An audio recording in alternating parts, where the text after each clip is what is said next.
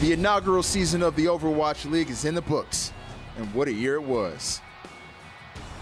For the first time ever, we witnessed the best Overwatch players in the world compete against one another on the global stage. So what will this season hold in store for our heroes? Find out now as we take you through everything you need to know for the 2019 season. This is Watchpoint. What's up, you beautiful people? It's Puckett. Welcome to Watchpoint. I got the whole crew with me. We got Brandon, Zoe, Sideshow, and this is the official 2019 season preview show. It's going to be a heck of a year, guys. The 2019 season is upon us. I'm pumped, you know. We had a little bit of a break, a little bit of a lull period, you know. Yeah. I was in my hibernation stage of my human cycle, you know, as they call it. And then I came back into the studio, and all these memories have flooded back to me of actually working and being in a broadcast. It felt like coming home, honestly. It really did, like walking back in here, that felt good. It does feel good in here. I like it a lot. We got a lot to talk about, and a little bit later, Malik will be joining us as we dive headfirst into the 2019 season. And we've got a great show lined up for you. We're going to be breaking down every team roster, including our 8 new squads. We'll have a ton of special guests, including Dante, who's in the back right now, and we'll also be revealing the opening week schedule throughout the show. That's going to be sick. I cannot wait to see what the teams' matchups are going to be to open the season, because that's how we're going to find out, like, where are these teams at? What are the expansion teams doing? It's going to be the most exciting part of the season. February 14th, it's all coming our way. But before we get to that, we need to let everyone know that we're here to help celebrate Jimmy V Week at ESPN and raise awareness for the V Foundation. For those of you who may not know, the V Foundation for Cancer Research was founded by legendary basketball coach Jim Valvano. Since it was founded in 1993, the V Foundation has awarded over $200 million in cancer research grants nationwide, and we want you guys to be a part of it. It's a great cause, and to be a part of it, all you got to do, go over to v.org/Overwatch League if you're interested in making a donation. Pretty good stuff. That's a large amount of money that's been donated. Yeah, 200 million. We can make it 200 million. And that's the point of the show. And it's so, all go donate. It's all making a big difference. Before we get into the 2019 season, let's take a trip down memory lane and recap all of the action from our inaugural season. The wait is finally over. It's time to kick off the inaugural season of the Overwatch League. 113 players from 19 countries have been signed, all of them with a single goal: to be crowned the Season 1 champion. The inaugural season of the Overwatch League began with big expectations from 12 brand new teams ready to play together on the world stage. Blizzard Arena, you guys fired up? From the start of Stage 1, teams like the NYXL and the London Spitfire jumped to the front of the pack. It will be the clean sweep, a 4-0 victory. In the very first stage playoffs, it was the Spitfire who would pull off the thrilling reverse sweep over the NYXL to take home the Stage 1 championship and $125,000. That is that London Spitfire will be your Overwatch League Stage 1 champions. In Stage 2, the NYXL continued their regular season climb to the top of the leaderboard. There's 15-0 for these. It's getting a bit disgusting now. But a new challenger emerged in the Philadelphia Fusion, led by the DPS duo of Carpe and EQO. Oh, here we go, man. The man we were talking about, the man in question, making sashimi out of 2 already, and a 3rd, and a 4th. In the Stage 2 playoffs, the Fusion defeated Stage 1 champs, the London Spitfire, to face off against the NYXL in the championship match. And going into this series without a single map win against London, Philly in the semifinals will take it. But in another incredible reverse sweep, the NYXL walked away as the Stage 2 champions. Ever upward, and the NYXL stand finally at the top. In Stage 3, one team really found their stride like no other, the Boston Uprising, who ended their stage with a perfect 10-0 record. Look at EMP setup, there it is. Oh, so good. Nearly everybody caught, and the triple stick from Striker as well. They maintained their perfect record all the way to the Stage 3 finals, but ultimately fell to the NYXL, who walked away with their 2nd consecutive stage championship. New York XL defend their title. It's a support battle, and Dallas is coming out on top. They might actually do this. They've got the point right now. With the arrival of Stage 4, the season playoff picture started to take shape. One by one, teams began to fall by the wayside, while the real contenders started to reveal themselves. They will spoil Seoul's chance at the season playoffs. The NYXL and the LA Valiant ended the season atop their divisions, and they would end up facing off in the Stage 4 finals. It was the Valiant who emerged victorious, ending the NYXL's bid for a third straight stage championship with a hard-fought 3-1 victory. It's the City of Angels to claim the Stage 4 trophy.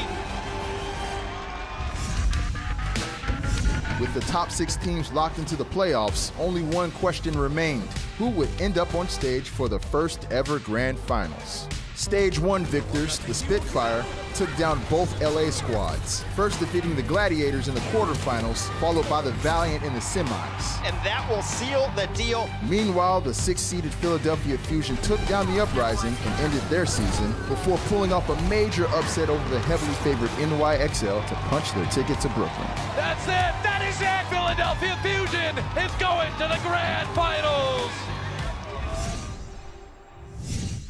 The stage was set as thousands of Overwatch fans packed the sold-out Barclays Center in New York to see which team would capture history and bring home the first Overwatch League Grand Finals trophy. Oh, there it is. Philadelphia Fusion make a statement here. They'll take map 1. The Fusion would take the opening map on day 1, but wouldn't see another map win the rest of the series. Is this the secret weapon? Neptuno's down again. That heralds disaster generally for the Fusion, and Carpe wasn't far behind. Prophet with 3. He's killed 4 players now on his own. And the Spitfire are coming through with this one. Prophet finds 5 kills on this Tracer, and you better believe that's enough. The Spitfire won 3 straight maps to take a 1-0 match lead before winning 3 straight maps on Saturday to clinch the 2-0 victory and the right to call themselves the Grand Finals champions of the inaugural season of the Overwatch League.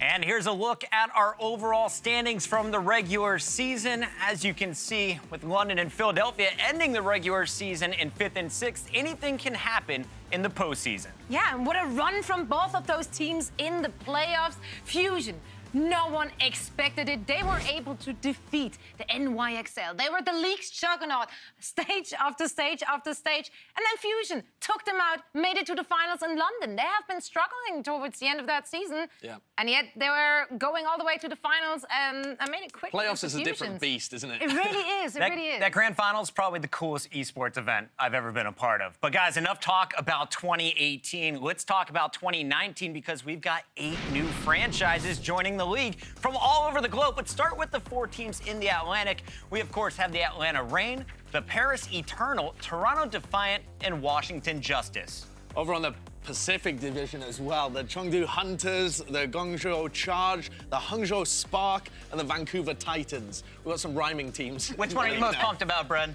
For the Hangzhou Spark, honestly, I think the color scheme is looking straight fire. If I do say so good. myself. It's So Eternal. the baby It's pink, Paris Eternal for me. It's Paris Sorry. Eternal for you? Oh, yeah, Okay. absolutely. Fair enough. It's I'm sorry. You like that? All EU You're roster. allowed Let's to go. make a decision. So You the like the European Gallic loves Rooster? the Europeans. I I like love the it. Gallic Guys, we got to keep this moving because we've got some pretty big changes to the structure of the league, and everybody needs to know about these They changes. certainly do. Let me drop some knowledge bombs. Let's start with the changes to the schedule. The teams are going to be playing 28 matches each this season instead of 40, so slightly less workload each. There's still going to be 4 total stages, but the matches are now played Thursday through Sunday, so you get those Sunday games every single week. We're going to be having 4 matches a day instead of 3, so even more Overwatch coming at you. Oh, yeah. And hopefully, there's going to be some better start times for our fans outside of North America. So we heard you, Europe. Don't worry about it. Good guy Nanzer, taking care of Europeans. Exactly. The All-Star game, instead of being at the end, is going to be played in the mid-season after Stage 2 this year. So it breaks it up with some cool stuff in the middle of the season.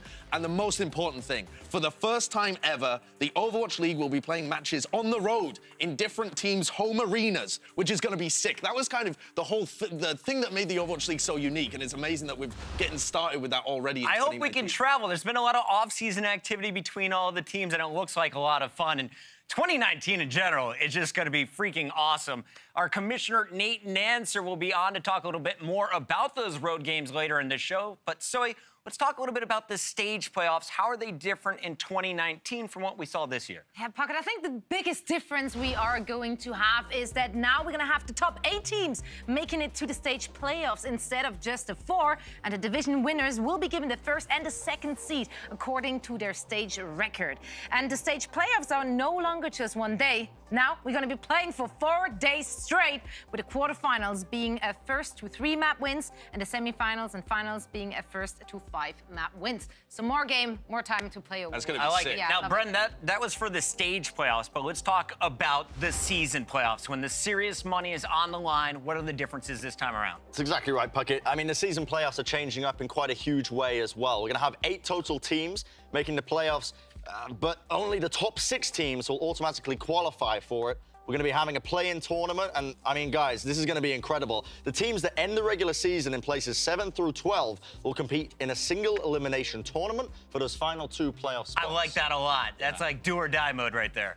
And even if you drop off in the regular season, it allows you, like, if you really peak towards the end, you can still make that run. Like, the Dallas Fuel last season still could have made the end of season playoffs, which is awesome. Heating up at the end. Exactly. Don't wait so long this time around, teams. All right, big changes across the board next year, but now it's time to reveal our opening matchup for the 2019 season. Are you guys ready? I'm pumped. The opening match of 2019 is the rematch from the inaugural Grand Finals, the London Spitfire taking on the Philadelphia Fusion. Fantastic way to open this This is going to be a ridiculous one to open up, right? Because both these teams haven't made major changes overall. They're still looking like they're at the top of the pack. What a way to kick off the season. Fusion want to redeem themselves. So I bad. believe they can do it. I believe they can do it. Philly wasn't happy with that one. I don't think a lot of the fans in Barclays Center were either. But we'll take a look at those teams, much closer look later on in just a few seconds. But first, let's check in with Malik, who had a chance earlier to talk with the GM of the reigning champion, London Spitfire, and the recent solver of esports mysteries. It's Susie Kim. What's up, guys? I am here with Susie Kim from the London Spitfire. Susie, thank you so much for joining us on your break. Congratulations on the nuptials as well. But let's go ahead and jump straight into things right now. We just found out that you guys are going to be facing off against the Philadelphia Fusion in your first game of the season. So does that add any pressure for you guys to win that and to kind of start off your season with a victory over the guys you just beat in the finals? I mean, regardless of them being Philadelphia, I think just starting off an entire new season on a win is important to our team. And currently, they're practicing hard right now. They're all in Burbank. They are boot camping, and we're trying to get that synergy back. And it's been a long break, but I'm feeling really good for the beginning of the season. Right, so it doesn't really matter who it is. It's all about just winning, period. You know, take us back to that moment in the grand finals when you guys were officially crowned the champions and you're up on stage. What's going through your head at that moment? It was fantastic. Malik, I don't think... I've got no words for it. It's... there were just so many people cheering and... you can see right now, everyone's crying and hugging, and it was just something we didn't expect, just due to the nature of how our season went overall. Right, you guys had a lot of ups and downs. It was a bit of a roller coaster for sure. So after you guys won, how many steaks did you get the team? How many steak dinners did you buy the guys? We had one big steak dinner, and trust me, that was enough. Cost-wise, and also, you know, my guys are on the smaller side. But to be, I'll let you know, though, they finished all their steaks, and I was very impressed. Prophet finished his steak. Good to know. Absolutely, he did. I expect to see a bulky Prophet before the end of the 2019 season. But let's go back to what we were talking about a little bit before. You know, you mentioned that you guys had some trials and tribulations. It was definitely a roller coaster of a season for you guys. But was there a particular moment where, you know, it kind of hit you guys as a collective that you could win the grand finals and you could win the championship? So when we finally got into playoffs, what the boys had been saying was, if we beat Gladiators, we're going to win the whole thing. They were so confident in that. And then, of course, you know, the first day of games with Gladiators happened. And I don't know what it is, just something kind of clicked inside them. And day 2 happened. We beat them. And as soon as we did, every single member of that team was pretty confident that they were going to win it all. So, Susie, during the offseason, you guys got to go back to London and kind of have a bit of a celebration and engaged the fans. How was it? How was the fan reaction when you guys went back? Malik, I couldn't ask for better fans. It was absolutely fantastic. We did a ton of meetups and show matches and just tried to get as many opportunities as possible to meet with these wonderful fans out in London. In fact, we had fans that came from all over Europe, not only just that city. And yeah, they were just respectful and loving and supportive. And I couldn't ask for a better crew. Well, you guys definitely deserve to have the acclaim after such an amazing end to your season last year. But moving forward into 2019, what are you guys' expectations as the reigning champions? We're going to have to win it again. I mean, the boys got a taste for winning. Being on that stage was fantastic. And we'll work hard.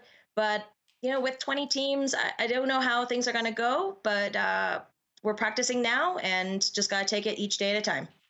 All right. Well, best of luck to you, Susie. And thank you so much for joining us.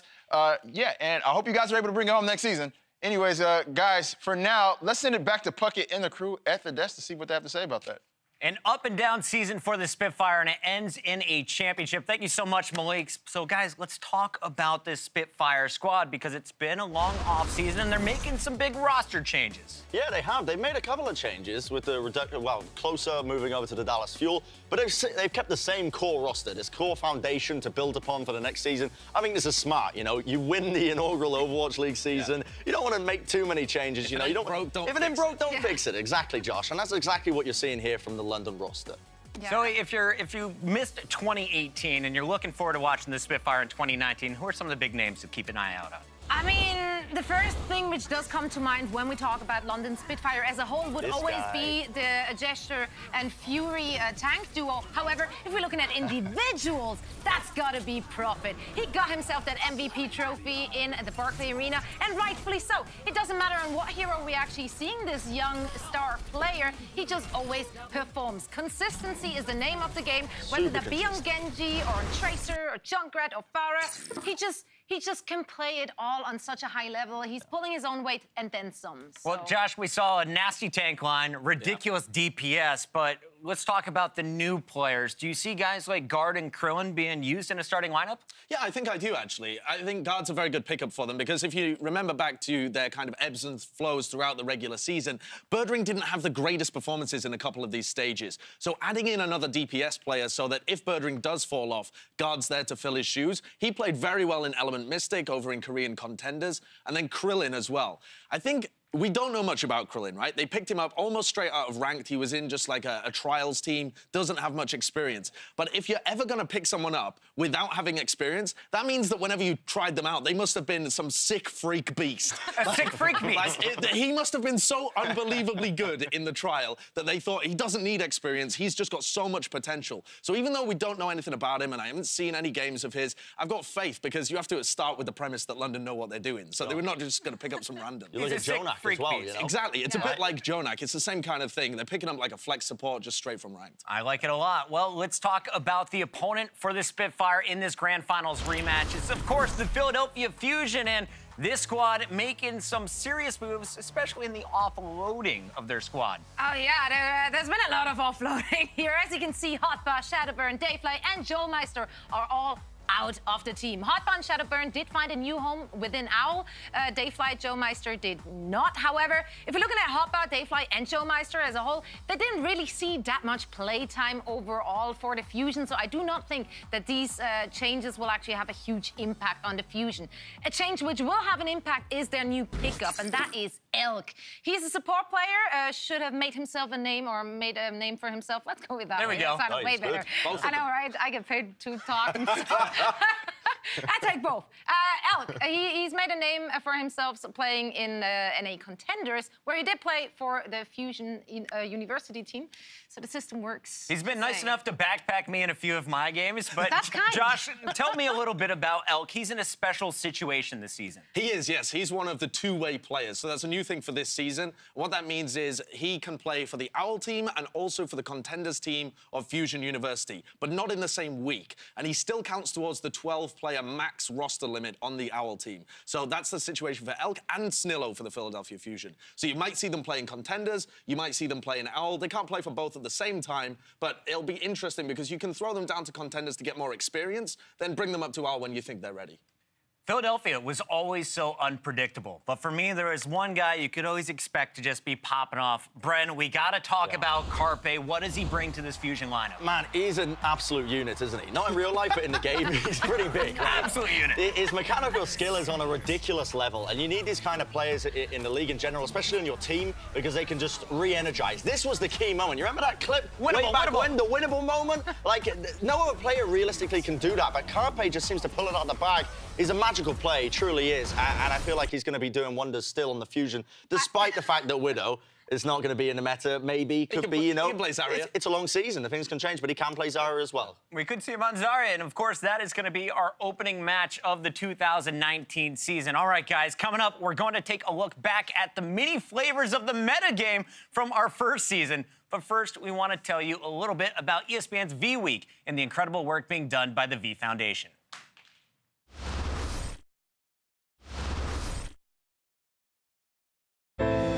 It's V Week on ESPN as we continue Jim Valvano's fight against cancer.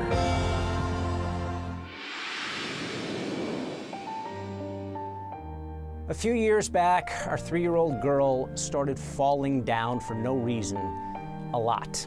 And she was cute. She'd pop up and say, I'm okay, but she wasn't. An MRI would show that she had a tumor in the back of her brain. And just like that, she was a cancer patient.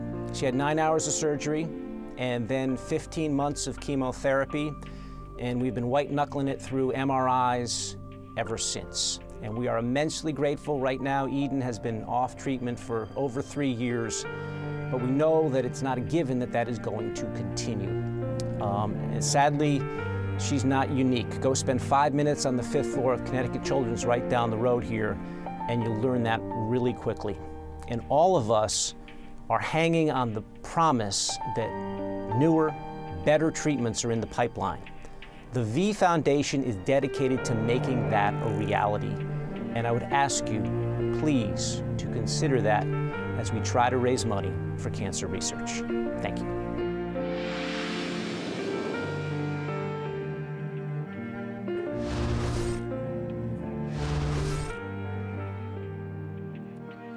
And Watchpoint continues live. It's pucking along with the whole crew. We got Bren, Zoe, and Sideshow. We just talked about what's going on in 2019 as far as changes go for the season. But one thing we haven't talked about yet is the newest hero in the game, and that, of course, is Ashe. I think you mean Bob. Bob. Get off Bob is the desk. more important than Ashe. No, but for real though, Ashe is mad fun. Like, I play her in my games. I'm not particularly great at the video game that I'm supposedly an expert on for a living. You got the Masters 5 times. Yeah, that's a couple of times. That's more than most people. He's covered, bro, check my records. 5 times. Swear down. I'm not going to say how long I was in Masters for, but I was in there for a while. But Ashe is really fun. I feel like it's a return. It's probably the best hero, in my opinion, that they brought out in quite some time. She's very gimmicky, which I love. And I think that is something which makes her so much fun to play. There's a lot of zoning possibilities with that dynamite. She has escape mechanisms. She can be multi-range playable. You know, you can be further away. You can go all up in there and really melt those tank shields down. So I think she's actually a lot of fun. I've won a game with just Bob, by the way, capturing the point, and it was the highlight of my Overwatch career by far. But I did want to ask you guys about how she fits into the meta, because I look at her and I'm like, this seems to be a weaker Widowmaker. She has a little bit more zoning here. Josh, you did a great job of breaking down what the meta is for us. And anyone at home, this is a word you're going to hear all season long. So Josh's going to take a moment and explain exactly what that means. Meta. What is meta exactly? Good question, and Reddit has some thoughts. But in the Overwatch League, it's basically defined as the most effective tactics you can use by picking certain compositions of heroes. With changes to heroes happening throughout the season, in patches from the development team, the meta changes with the game. Stage 1, let's call this the Mercy meta, or the Mercy Dive meta. The hero was an insta-lock, with high levels of healing and the ability to resurrect instantaneously. Then came Stage 2, bringing in nerfs for Mercy and Junkrat. Sorry, Jake. We can refer to this stage as being the Widowmaker meta.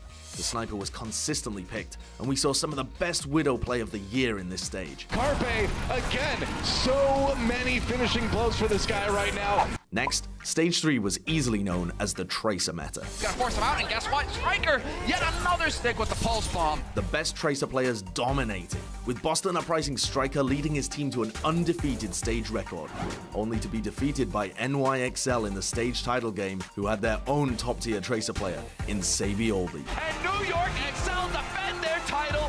And if Stage 3 was the Tracer meta, Stage 4 was the no Tracer meta, though it could also be known as the double sniper meta, or even the Brigitte meta. Just look at Mickey's stellar play of the support hero that led the Dallas Fuel to a Stage 4 playoff spot. Mickey the hero again! Finally, the playoffs were the single healer meta. Because of this, strong Zenyatta players, such as League MVP Jonak with the NYXL, found themselves on the outside looking in, while Grand Finals MVP Prophet and his deep hero pool seemed to really enjoy this meta. Prophet with 3! So what's next? The GOATS meta? The Ashe and Bob meta? We'll just have to wait and see in February. Well, I've been enjoying a lot of Monty's narrations on Twitch, but Josh, I think you got a future, man. Great work. Thank you. You got a future. You have a future, Josh. Congratulations. You could read words really well. My major skill is that I am literate. I can read and I can talk. That's about it. Narration there, but let's talk about this for real, guys. What do you think we'll see from Ashe in Stage 1? Is she viable? How does she fit into this meta? So I think it's too early to... I know for a fact, I'm going to speak for you now, Josh. Putting words in my mouth. Unfortunately. This guy seems to think GOATS is going to be reigning supreme into Overwatch League. Possibly. It's possible, but I've seen the future, mate. It's not happening. The Oracle is spoken. Returned. I feel like Ashe generally is probably going to have a place on a lot of specialized maps. I'm not going to say for definite, because nobody really knows for definite, but she's got such an interesting, unique toolkit in how she's played. Her ultimate's pretty specialized as well in terms of it's pretty good at breaking certain comps. Speaking to Jake about this as well, a couple of nights ago we were hanging out, he was like, Bob is really good at breaking the GOATS comp. Yeah. You can agree or disagree with that. Josh is grimacing right now. Josh, speak your mind, pal. Okay. You just stunned Bob to death? I think if you try and run Ashe at the moment in this current meta, I don't think it would work out. You just get kind of plowed down. She's got a little bit of appeal. She's better against dive, I would say, than against big tanky heroes. But the meta could definitely change by the time we get to February. It's a long time. Originally, I didn't think she would fit, and then I saw a play from Dallas Fuel's Effect just popping off with her. Yeah. I think if you have a super high-skilled hit scan hero or player on your team, she could be used. We'll have to wait, though, and find out. Well, it's enough opinions from you guys. We got to check in with the real expert. Unfortunately, we had a chance to sit down with the lead hero designer. It's Jeff Goodman, and he shared some insight into how Ashe came to be and where he thinks she'll fit into the upcoming 2019 season.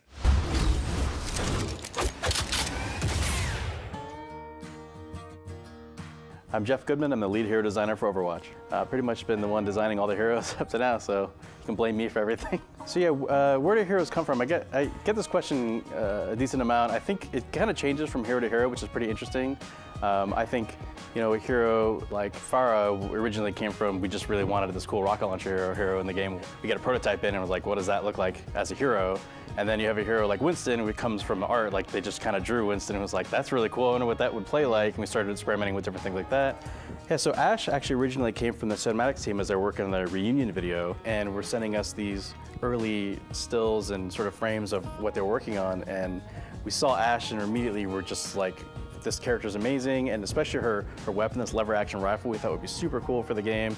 So we started prototyping her right away, and they didn't really have any idea that we were doing this, actually. We just sort of, I think they eventually got wind of like, oh, they're actually maybe making Ashe a hero. So she actually was a bit of a rare character in that many times when we're making a hero in the game, it takes a lot of iteration and changing abilities over time, but we pretty much nailed her right at the gate. She was fun like, almost immediately, and the iteration wasn't as crazy as many previous heroes where we're swapping out whole abilities and everything.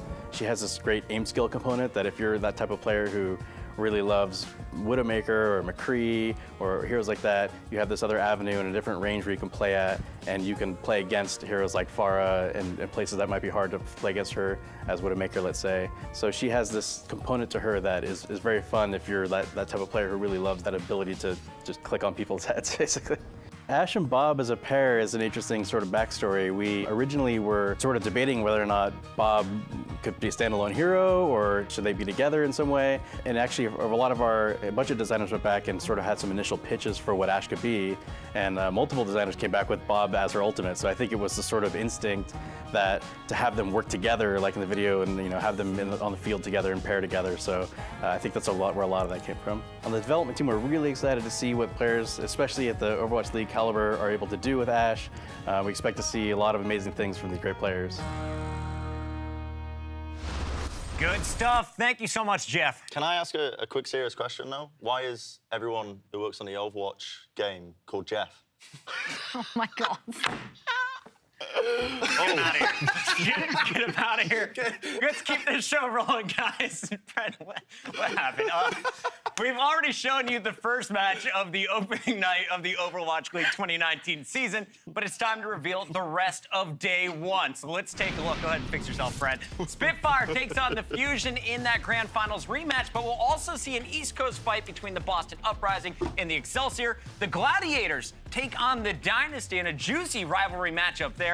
And we have the brand new squad, the Hangzhou Spark, will be taking on the retooled Shanghai Dragons. Great matches there on day one, guys. That looks really good. Like, I'm excited for the Battle of China at the end of the day. We only had one Chinese team, now we've got 3. But also that Seoul against the Gladiators game, that's going to be good. Oh, yeah. And you know why it's going to be good? Why? Because of the Fisher factor. I've been waiting all day to say that. But honestly, like, if some of you might remember, Fisher and the Gladiators had a bit of a, I guess for the lack of a better word to use, they had a bit of a falling out right before the playoffs. What? Sure. I said yeah, sure. Okay, sure. Okay, I got confirmation. He gets into the postseason, but then he doesn't play. Exactly, and then he left him. He's now with Seoul Dynasty. All right. So I can't wait to see those two teams That's clash. a good rivalry. Oh, yeah, it Let's really talk about this matchup because I honestly think it may be the most exciting one of day one. And I want to start here with the Gladiators because this squad, well, they were fan favorites. You got guys like Short4 playing here in LA, and they made some serious roster changes. 4 members out with Silk Thread, Asher, Remix, and Fissure all released. Yeah, big changes for them, honestly. They lost a lot of people, but the additions as well, I think, are going to be good for them. Fisher's boots are big. Like, it's going to be difficult for them to... I don't know whether he does have big feet. But he was, like, the carry of that team, right? So now they're in a bit of a retooling process. But it still looks like a good roster overall. And what do you think of the new pickups in Roar and Decay? We just watched these guys get second at Korean Contender Season 2. I think, yes, Fisher's going to leave a big hole in the team. I think Roar is more than capable of being able to go in there and play a really high-level main tank for them. And Decay, one of the hottest prospects in the off-season, ends up on the LA Gladiators alongside Roar, who he used to play with. I think that's going to be a really... a very dangerous duo, actually, for other teams to try and deal with. And even though they've lost a lot of people, I think this is a slight upgrade across the board. Really? Yeah, I don't mean across the board in terms of Raw being better than Fisher directly, but the sum total, I think, is a slight upgrade for the Gladiators. I like that move. So let's talk about their playoff odds. Last season, we saw them get to the postseason. They didn't go very far in the postseason, but they were in our top 6. This time around, 8 teams make it to the playoffs. Will the Gladiators be one of them? I think it's highly likely. I think, as well, a lot of the existing teams, the original, the OGs in the 2018 season, they've got a bit of an advantage because they know how the system works. They're used to kind of the setting of playing on stage. These newer teams are not. That gives you an advantage in itself. But Gladiators also, like you said, Josh, they put together a star-lined roster here. I think they're in a good position to realistically make playoffs coming into the 2019 season. Zoe, this Gladiator squad is killing the social game, but they got us all really bad about 2 weeks ago. Yeah. What did they do with their supports? Well, first of all, what did they do to us is the better question. They played with our hearts. Look at that. Saying farewell to the Finnish duo. It's needless to say, people were a bit mad. For 30 minutes, the world was a different kind of place.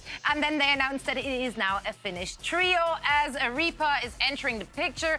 Team Giganti player, we've seen some absolute big brain plays on his Ana whilst he was playing in Contenders. So I'm very interested to see how he will fit into that now trio and what he brings to the table and where he or who he will replace if they go with only 2 supports. Gladiators adding some big pieces to their lineup, but so is their opposition. Let's talk talk about the squad on the other side of the stage. The Seoul Dynasty was arguably the most disappointing of any of the squads in our inaugural season. Everyone said this is a team that's either the best in the league or at least top 3, but they didn't make it to a single stage playoffs, and they didn't finish in our top 6. They didn't get to the postseason, Stop guys. reminding me. I was a fan.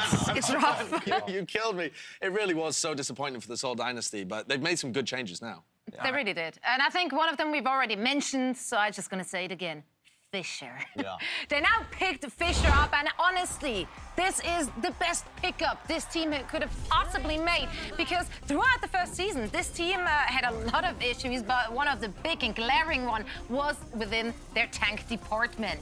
They just couldn't find their footing there, despite having star players such as Miro in their team. And then it went as far as having someone like their support player, Ryu Jehong, stepping in onto that tank role. Yeah, I'm sorry to remind you. Why did you remind me of It was a that? dark time, but timeline. it did happen, and it did not work out for them. Well, let's take a look at this squad. You can see only 5 players remaining, but they've added 5 new pieces. Fisher's coming in, Marvel, Jexay, and it looks like we're going to see Michelle potentially in some starting lineups as well. Talk to me about this squad, Sideshow. So huge changes across the board for the Seoul Dynasty, and important to note that they've kind of cut a lot of the players that they were rotating around with. Looks like they're trying to focus on more of a core. The guy I want to talk about, though, is Jexay, because, as you said, Zoe, the most important one is Fisher and fixing that tank situation, but they also had difficulty with their supports. They didn't have someone who was really comfortable playing the Mercy and shot calling for them in this meta, and Jexay has been fantastic when he was playing for Element Mystic, and he was able to play the Mercy superbly, the Lucio superbly. He'll be a leadership figure for the team. I think this is a great pick. Shout out to Volmel. I watched his video about Seoul Dynasty, and he said one thing to keep an eye on is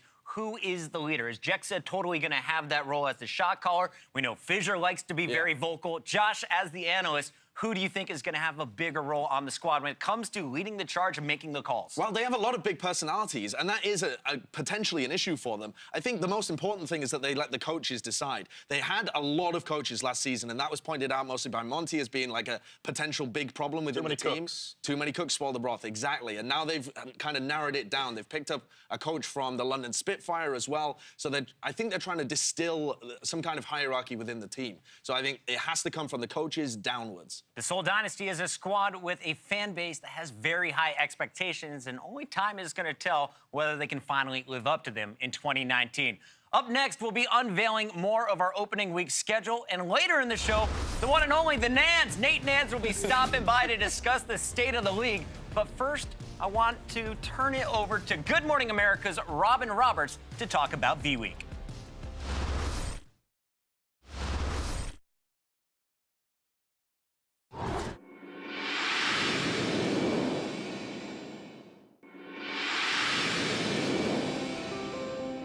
At the first ESPYs, I remember being backstage, waiting to go on after Jim Valvano's speech. Like everyone, I was mesmerized by Jim's strength, courage, his words, don't give up, don't ever give up.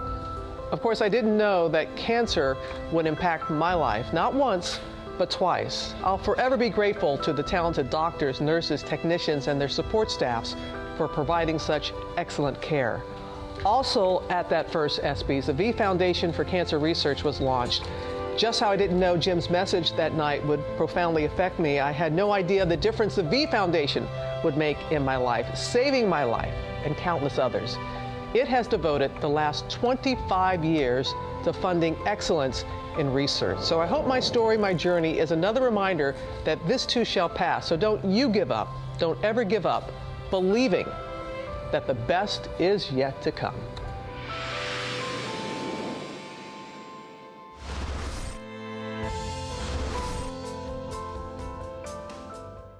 And Watchpoint continues. It's Puckett alongside the whole crew. We got Bren, Zoe, Sideshow. We just got done talking a little bit about the Gladiators versus the Seoul Dynasty. And we talked about the opening day matches, but we have so many games coming on that first week. So let's talk about day 2 of our opening week schedule as we look at our Friday showdowns. On February 15th, you get a chance to see some brand new teams, including the Toronto Defiant taking on some fan favorites in the Houston Outlaws. Yeah, the one match that I'm really looking forward to, I think it's going to be the final one here. It's going to be Chengdu versus Guangzhou.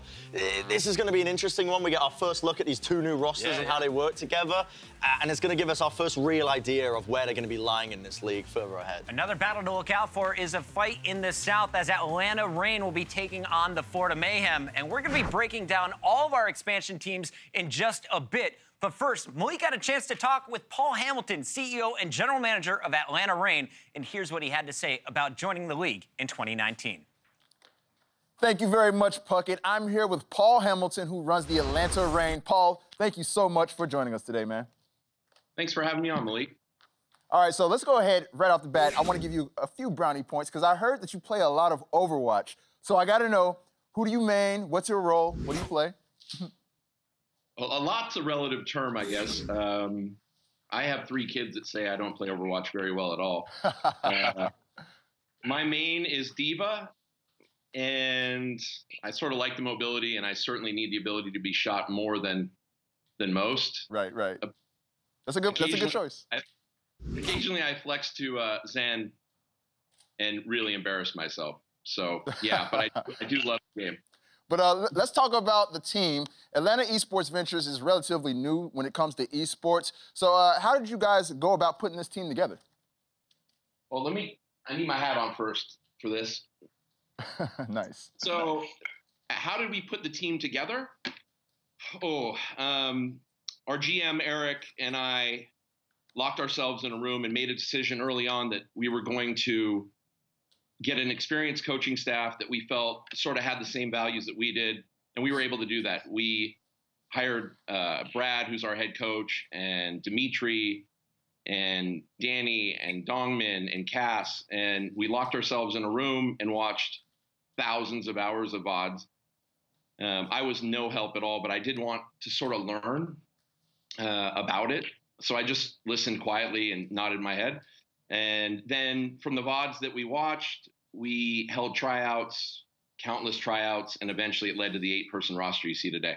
Yo, I'm going to be honest with you. I want one of those hats. I'm just sitting here and I'm watching you wear that, man. The branding for the Atlanta Reign is so clean. Tell me, how was it putting that all together, and how are these things unique to Atlanta specifically, like the colors and whatnot? So, yeah, when we worked on what the brand would look like, we were pretty married to the fact that we wanted to be true to Atlanta, but also very true to the esports community. So the color scheme is very Atlanta-esque. Yes. Red, black, silver, white, and that's sort of a scheme that we felt like never goes out of style. The name itself, the Reign, we wanted a contemporary name that sort of felt esports and sort of spoke to what we're trying to build there. When you look at the logo, it's a crest with a crown on it, which represents the Reign. And then the Phoenix is a very important item in the history of Atlanta. Atlanta burned down in the 1800s and was reborn. The city seal has a phoenix on it. So it was sort of the marriage of the Reign and the Phoenix in one. And obviously, we think it looks really cool. So it was exciting for us. I got one more question for you, though. Which other expansion team are you looking forward to beating the most? Ooh, that's a tough one. Off the cuff, I'd probably say Vancouver. Okay. And that's because what they've done is amazing. I'm so excited to see Runaway come over here as the whole org, and I'm so excited that Vancouver was able to do that. They've got such quality players. So when you say look forward to beating, it's looking forward to competing and seeing how the league shakes out this year. I like to hear that, man. And I'll go ahead and throw a monkey wrench in there. Is there any current Overwatch League team, one of the, I guess, the original franchises that you are looking forward to facing off against when the season starts? There was a Reddit post that someone put up at one point early on that said, Battle of the Cable Conglomerates or something about the fusion and the Reign with Cox and Comcast. So I've always sort of found that humorous. And I think Tucker's an awesome guy, and they run an incredible org, and obviously they played in the championship. So I would love to be able to beat Tucker and beat the Fusion. But that's a lot of work, and we're going to do the best we can. All right, man. Well, I'm going to keep that call out in the books, man, for sure, dude. But, yo, thank you so much, Paul, for taking the time to talk to us, and best of luck this year to you, man. Thanks so much, Malik. I appreciate it. I love it. So let's talk about Atlanta's newest squad. This Reign lineup is looking pretty interesting here. There's some names that I'm not as familiar with, and then there's one that I'm super familiar with. What do you see when you look at this roster? I mean, it's a lot of new names to people who haven't really been following, let's say, Overwatch World Cup as well as contenders. All those names should be familiar if you have been watching any of that. And some of them are fairly big. I mean, Defiant, right? Like, everyone knows of Defiant. Erster, he's infamous. Definitely a familiar face from the Korean side of things.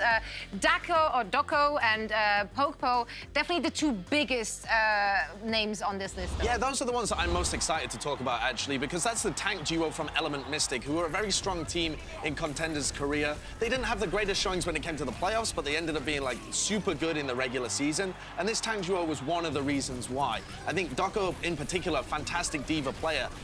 But the question is, these guys are Korean, and they're coming into a very international team. You've got to expect that the language that everyone's going to be speaking here is English, because I don't know how well Defiant speaks Korean. So that's going to apply a bit more pressure on making sure that the communication works well. And we've seen that be a big struggle for some other teams. Well, there's one guy we also need to mention. It's Defiant, a very well-known streamer, amazing mechanic, slightly volatile. Yep. He's had his issues on social media, so let's talk about where do we see him fitting into this team.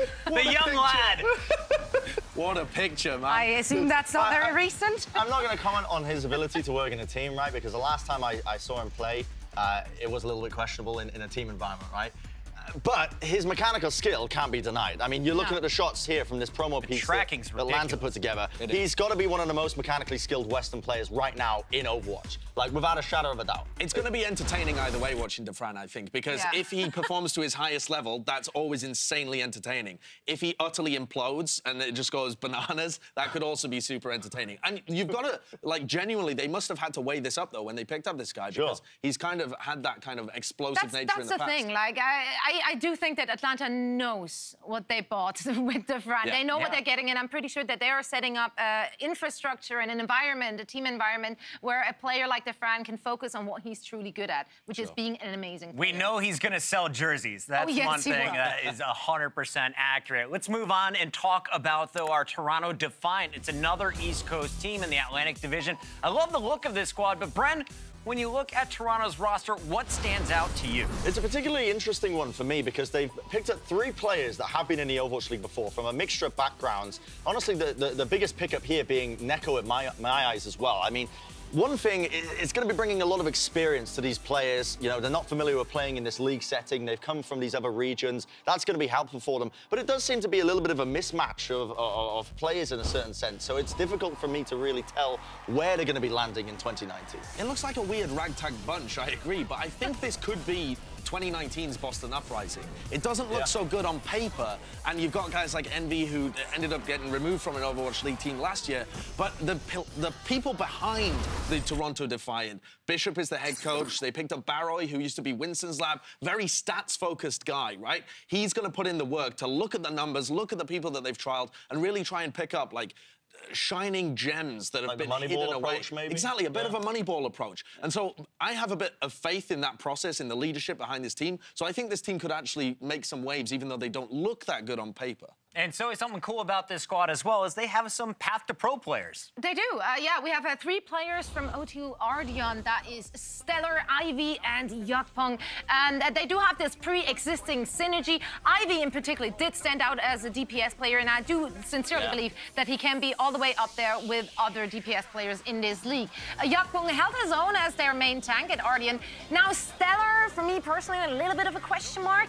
He was pretty much their sub-DPS player, so yeah, maybe he just really impressed him in the tryout. Faith in the process. Maybe he's super coachable. I love that word, coachable. Coachable. Maybe he's really coachable. I don't know. I don't really know how he fits in there, but I have a lot of faith in Bishop that he knows what he's doing, so let's see. I like the stats approach. We'll see if it pays off for the Toronto Defiant. Moving on, we've got 3 expansion teams joining the league from China. We got Guangzhou, Hangzhou, and Chengdu. Let's talk about Guangzhou first, guys, because their roster has some players who should be pretty well known for most Overwatch fans. Oh, boy. Where do we begin? I mean, this is an interesting roster because it's a mixture of 3 different nationalities. Now, in the past, we saw a team that was a mixture of both the Chinese and Korean players, the Shanghai Dragons. You might have heard of them. I have heard They didn't perform particularly too well. No? But no, they didn't, unfortunately, Josh.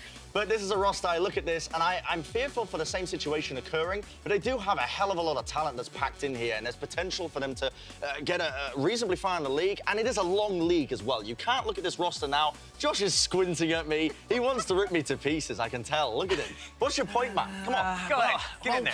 My issue is, you've got 4 guys from Metabellum in Korea, right? So you've got a number of players from China. You've added Kib, right, into the roster as well. So you know that you have to integrate some English-speaking people, because Kib's Mandarin or his Korean, I don't think is that good. Then you've got a Korean core that you're trying to integrate other people into. I'm smelling Shanghai Dragons communication issues all over the place here. I think Guangzhou have got a lot of work ahead of them to be able to make this a really functioning team going forwards. Yeah, I mean, I see the point you're trying to make, but I sincerely believe they learned from the mistake Shanghai Dragons made and put some structures into place to avoid that. They do, however, have those pre-existing synergies, and that is something you can't really underestimate. We have Eileen and Only Wish, the 2 Chinese players from LGD Gaming, joining us, and they have been long-standing members of that team. Eileen, I mean, he pretty much almost doesn't need an introduction. He's made a big showing in the 2017 Overwatch World Cup for Team China. He's been an absolute unit of a DPS player. So many units. So many, you have so many units in this team. And Only Wish, a fellow teammate of his. I just really like using your words. Yeah, is it okay that we just just steal it. unit? Can we take that from England? I mean, it's actually a dead meme at this point, so sure, you can have it, man. I don't even know where it comes from. I shouldn't have even used it in the first place. It's your fault, Brett. Yeah. You're still saying lit with Brett and sorry, Mr. Rex, Hex, all of them. They're staring at me right now. Right over there. Well, guys, Guangzhou's first match of the season will be against the Chengdu Hunters. So let's talk about this Chengdu team. We know that the fans seem to love the Panda logo, but who on the roster stands out? If you're looking at their tanks, their DPS, the healers, where's the strength of this squad? Well, the first thing to note as well, actually, is that you might be expecting to see Silkthread on that lineup as well. He was originally picked up for the team, but he's decided to retire from Overwatch professionally. Right. So the previous player for the LA Gladiators is not going to be available for the Chengdu Hunters. But I've got to give props for Chengdu for going for a full Chinese approach. You know, all of these players, they're going to be speaking Mandarin. There isn't going to be that communication issue. And we know that there is talent in the Chinese scene. Guys like Late Young, Evelto, you should be aware of those guys by now. So I think those are going to be key players. Yeah, in particular, I am going to be paying attention to these 2 guys because me and you, Josh, we covered the Thailand World Cup stop. Certainly we did. saw these guys in action. We saw them as well at the finals, and it was honestly a ridiculous part of this team is how well they work together. I'm really excited. I'm really hyped for seeing how well they do in the 2019 season overall. I'm looking forward to Gary. Gary! Is it just for the name? Is that it? Yeah, Is just that for all his you have? name. Okay. It's such an amazing alias, though. I don't even know. Mitch is going to have a field day when he's casting that. That's all I'm saying. Like, have you seen the video of the Australian bloke with a goat called Gary? Yes. There's so much potential there, man. There's so much potential there. We'll show it to you on YouTube a little bit later. Finally, guys, we have to touch on our last team, the brand new squad coming in for China. And this, of course, is the team with the best colors in the game, the Hangzhou Spark. The question for me is, will this roster live up to those awesome skins, fellas? I mean, this can go either way. I would like to take a trip back down memory lane and remember London Spitfire and their approach to this first season, where they decided to pick up 2 separate rosters. They did struggle merging it into one. They couldn't really swap pieces in and out as they potentially wanted to. We see something similar here. We have 4 players from X6 Gaming. We have 3 players from 7. And then just for some flavor, they also put a dash of China in there, with no other than Crystal and Gushui. And individual great pieces. The question is, again, how can they mesh it together? Will they break up pre-existing synergies with No Smite and Rhea and their tank department, where you can make a really strong argument that Gushui should, in theory, be a better tank? Can we talk about this, man? Because Gushui was so good at the World Cup, Brett. So I made a claim that I think Gushui is actually a top 3 main tank in the world right now. It's a bit debatable, but honestly, this guy's skills were absolutely unbelievable. It was nuts. He hard carried China in a lot of these games, in my opinion, as well. His raw play, the amount of efficiency he got out of the primal range is right here, Josh. Look at his business. This ain't normal, fam. It all really right? isn't. Iron Lion, that's not a normal performance. Somebody needs to be checking this guy's peripherals on a day-to-day basis, because he shouldn't be able to do this on a main tank role. My monkey looks nothing like that man's monkey. I like it. I forgot to mention Crystal as well. I was supposed to talk about Crystal. Yeah. Crystal's good, but Gushue, man, oh man. Like, he is so good. Brad loves some tanks, guys. I really do. Well, we've touched on all three of our expansion teams from China. So let's check in with our insider. We got Emily Tang with us to see what the fans are saying. What's good, Emily? Hey, Puckett. Thanks for the introduction. Well, since the announcement of these 3 new Chinese teams, the excitement in China and around the world has been absolutely electric. And I've been scouring social media here, both in the US and on Sina Weibo, the Chinese social media platform. And I wanted to run down some of the reactions so far. The first comment is from Despig, who tweeted, Late Young and Evelto on the same team. Oh boy. Oh boy is right, because those two are a force to be reckoned with. Over on Weibo, Youlan Qunshan said, Wow, 2名中国队主力，猎人队要飞了, which translates to 2 famous World Cup participants, Chengdu Hunters, will go far. And by that, he means the Chengdu Hunters are about to win it all. Moving on to the Hangzhou Spark. Okay, this was one of my favorite comments. It was so funny, actually cracked me up. 神农尝百斗 said, 之前肯定支持全华成都队啊，之后杭州队就是我爹, which meant, you know, in the past, before this, I was in full support of Chengdu, but now Hangzhou team is my dad. So I think that's a little self-explanatory. Next up, we have a comment from Hastro, the co-owner of the Dallas Fuel, who tweeted, There's something about seeing Reaper in pink and baby blue that just does it for me. Welcome to the league, Hangzhou. I'm also hoping to see more of Reaper this season because, I mean, he just looks so awesome in pink and blue. Next comment about the Guangzhou Charge comes from, 我永远喜欢陈贝静，这个是真国际纵队, which translates to, this truly is an international lineup. Could they be the next Philadelphia Fusion? And last but not least, this tweet comes from Panda TV, who said, absolute beast pickups in Hotba and Kib, both very versatile. Kib was my favorite to watch in the Overwatch World Cup. This year of the Overwatch League is gonna be fire. So as you can see, fans all over the world are really pumped about these new teams. But I gotta be honest, some of the strongest reactions have come from fans who love the Hangzhou colors. People seem to be really digging the pink. All right, back to you, Puckett. Totally understandable. That pink and blue, gotta love it. Thanks so much, Emily. And speaking of team colors, when we're back, we're gonna be taking you guys inside the branding process from an exclusive look at how each of the team creates their logos, color schemes, and skins.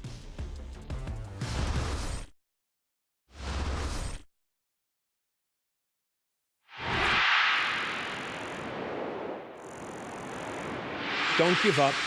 Don't ever give up.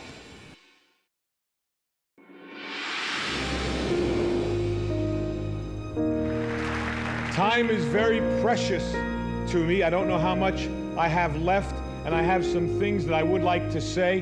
There are 3 things we all should do every day. If we do this every day of our life, you're going to have, what a wonderful, number 1 is laugh. You should laugh every day. Number 2 is think. You should spend some time in thought. And number 3 is you should have your emotions moved to tears. Could be happiness or joy. But think about it. If you laugh, you think, and you cry, that's a full day. That's a heck of a day. You do that 7 days a week, you're going to have something special. Every day I am reminded that our life's journey is really about the people who touch us. As of Sunday, I didn't even know if I'd make it here. I couldn't fight, but doctors and nurses could. The people that I love, my friends and family, they could fight. Through it all, I learned that strength, true strength, isn't when you face down life's challenges on your own.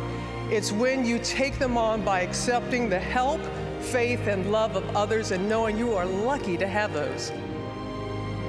My beloved bride, Stacy. In the darkest of moments, we embraced and we prayed. Please, don't leave me, she pleaded. We can fight this together. Now listen to what Jim Valvano said 21 years ago. The most poignant 7 words ever uttered in any speech anywhere. Don't give up. Don't ever give up. I can't ever give up because I can't leave my daughters. Coach Valvano didn't. So to be honored with this, I now have a responsibility to also not ever give up. Whatever I might have imagined a terminal diagnosis would do to my spirit, it summoned quite the opposite. The greatest appreciation for life itself. So I will never give up. I never imagined that I'd be able to be standing here 20 years after Jimmy V's speech and say that because of all the donations, research, and support, mine is one of the lives that's been saved. 500,000 people will die this year of cancer. And I also tell you that 1 in every 4 will be afflicted with this disease. We need your help. I need your help. We need money for research. It may not save my life. It may save my children's lives. It may save someone you love. When you die, that does not mean that you lose to cancer. You beat cancer by how you live, why you live, and in the manner in which you live.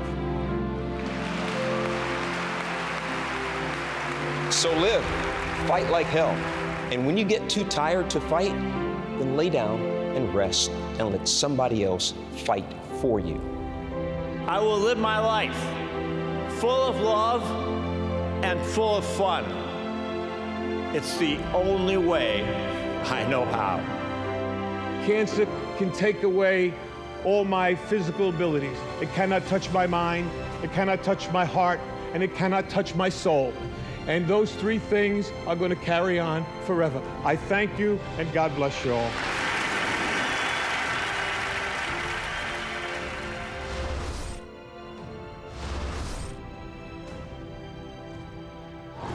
Welcome back to Watchpoint. It's Malik here, and we're giving the desk a bit of a break for a few minutes and calling in the A-team. We've got Hex and Mr. X here. How's it going, my guys? How you doing? It's going great. I'm glad to be on the A-team instead of the B-team. Yeah.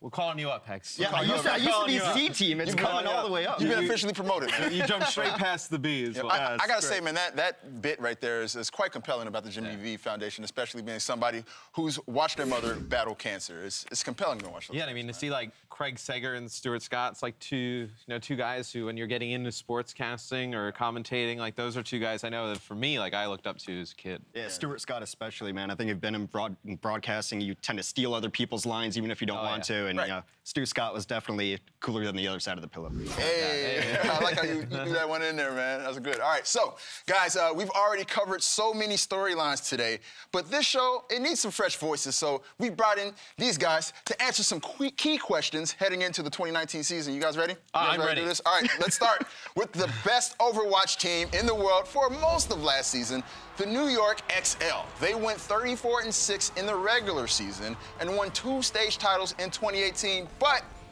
fell to the Fusion in the semifinals. Do you guys think they're still the favorite in 2019 despite coming up short in the playoffs last year? Look, I like the consistency of this team. I'm going to say they are. I think, look, the meta obviously changes from stage to stage, but throughout most of the year, they were the #1 team. They get a little bit stronger, I think, this year with some of their additions, even with some of the, subtractions that happened to this roster. But the scary part is you only need to be good for, the playoffs, just like the NFL, right? Giants, they're never the best team during the year. Really? Eli Manning turns into the best player of all time in the playoffs. That's all you need. And I think that's the scary part with this team, but I think their consistency, their overall top-to-bottom roster is so good. Coming off of that same analogy as well, is that even when the Patriots lose the Super Bowl, they're still the favorites to win the Super Bowl the next year. Just because you look at the roster, you look at the staff, and it's just super consistent. I tried to find a team I wanted to pick better than NYXL. Then I look at the roster, I was like, top of the league, top of the league, top of the league. I can't find a better roster. I hear you, but was it a little bit concerning to you guys that some of the guys from NYXL struggled a bit during World Cup? No, I mean, I just consider World Cup and Overwatch League different. I think with the new additions, we talked about the meta kind of breaking them. Yes. You can train maybe Flower or Nene to play, like, you're a Brigitte player now. That's all you're going to play. You're a Hanzo player now. That's all you're going to play. I say NYXL the favorite. I think London, though, still with the talent, they have the highest ceiling, where if you see London put it together how they put it together in the playoffs, they could easily run away with it. Do I think they can do it for the whole season? I'm not sure. All right, NYXL still a force to be reckoned with. Moving on to the Dallas Fuel, this team had high expectations going into last season, but went 6-24 in the first 3 stages. But then they finally seemed to get it together in stage 4 with the introduction of Brigitte. They went 6-4 and made the stage 4 playoffs. So, which Fuel should we expect to see next season? The good Fuel or the bad Fuel? I think you're going to see the good Fuel. I think obviously they play in a very tough division in the Pacific. I think that's going to be very hard for them to navigate, but I think they're going to be much better than they were in Season 1.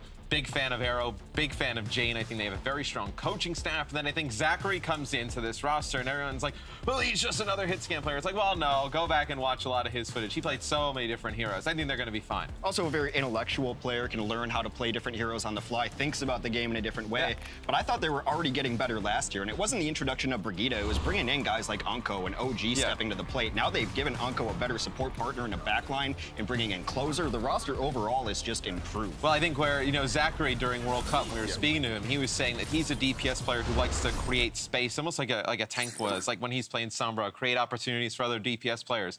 Right. You got some other DPS players where you give some space, they could cause some problems, right? You know, you got Taimu, AKM, Effect, right? Right. You really get those guys clicking with OG and Unko, how they did at the end of that season. They could be a very strong team. Also another new tank, RCK's coming in. Yeah. Oh, that's right. That's right. We put it there. That's stacked. Real time. All right, let's talk about the LA Valiant for a little bit. They won the Pacific Division last year after a pretty big roster overhaul during the mid-season point.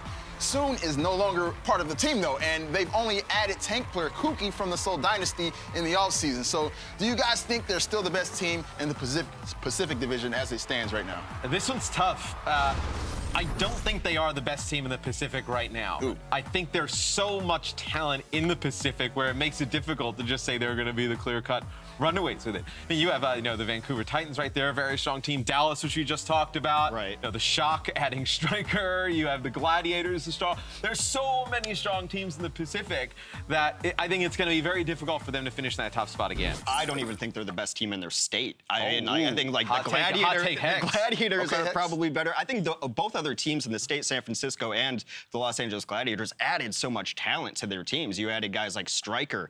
You've got Violet on that team. Smurf came in for the San Francisco Shock. The Gladiators added Decay, Roar, Ripa. They've done things to get better, and the Valiant simply haven't matched those moves. And I think losing soon is actually a bigger loss than a lot of people are realizing. It's a big one. Yeah, I will say the Valiant do have Izayaki on the roster, who they were really high on towards the end of last year. Didn't get a chance to see him, and then they're also pretty high on KSF. So we'll see how they replace soon with some of those guys. We'll see. All right, well, moving on. One team that completely overhauled their roster is the Florida Mayhem. They went 7-33 last season, but Logix, Manitin, Swoosh, Zebasai, Zupa, and Zappis are all gone.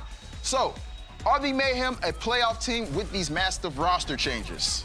I don't think so.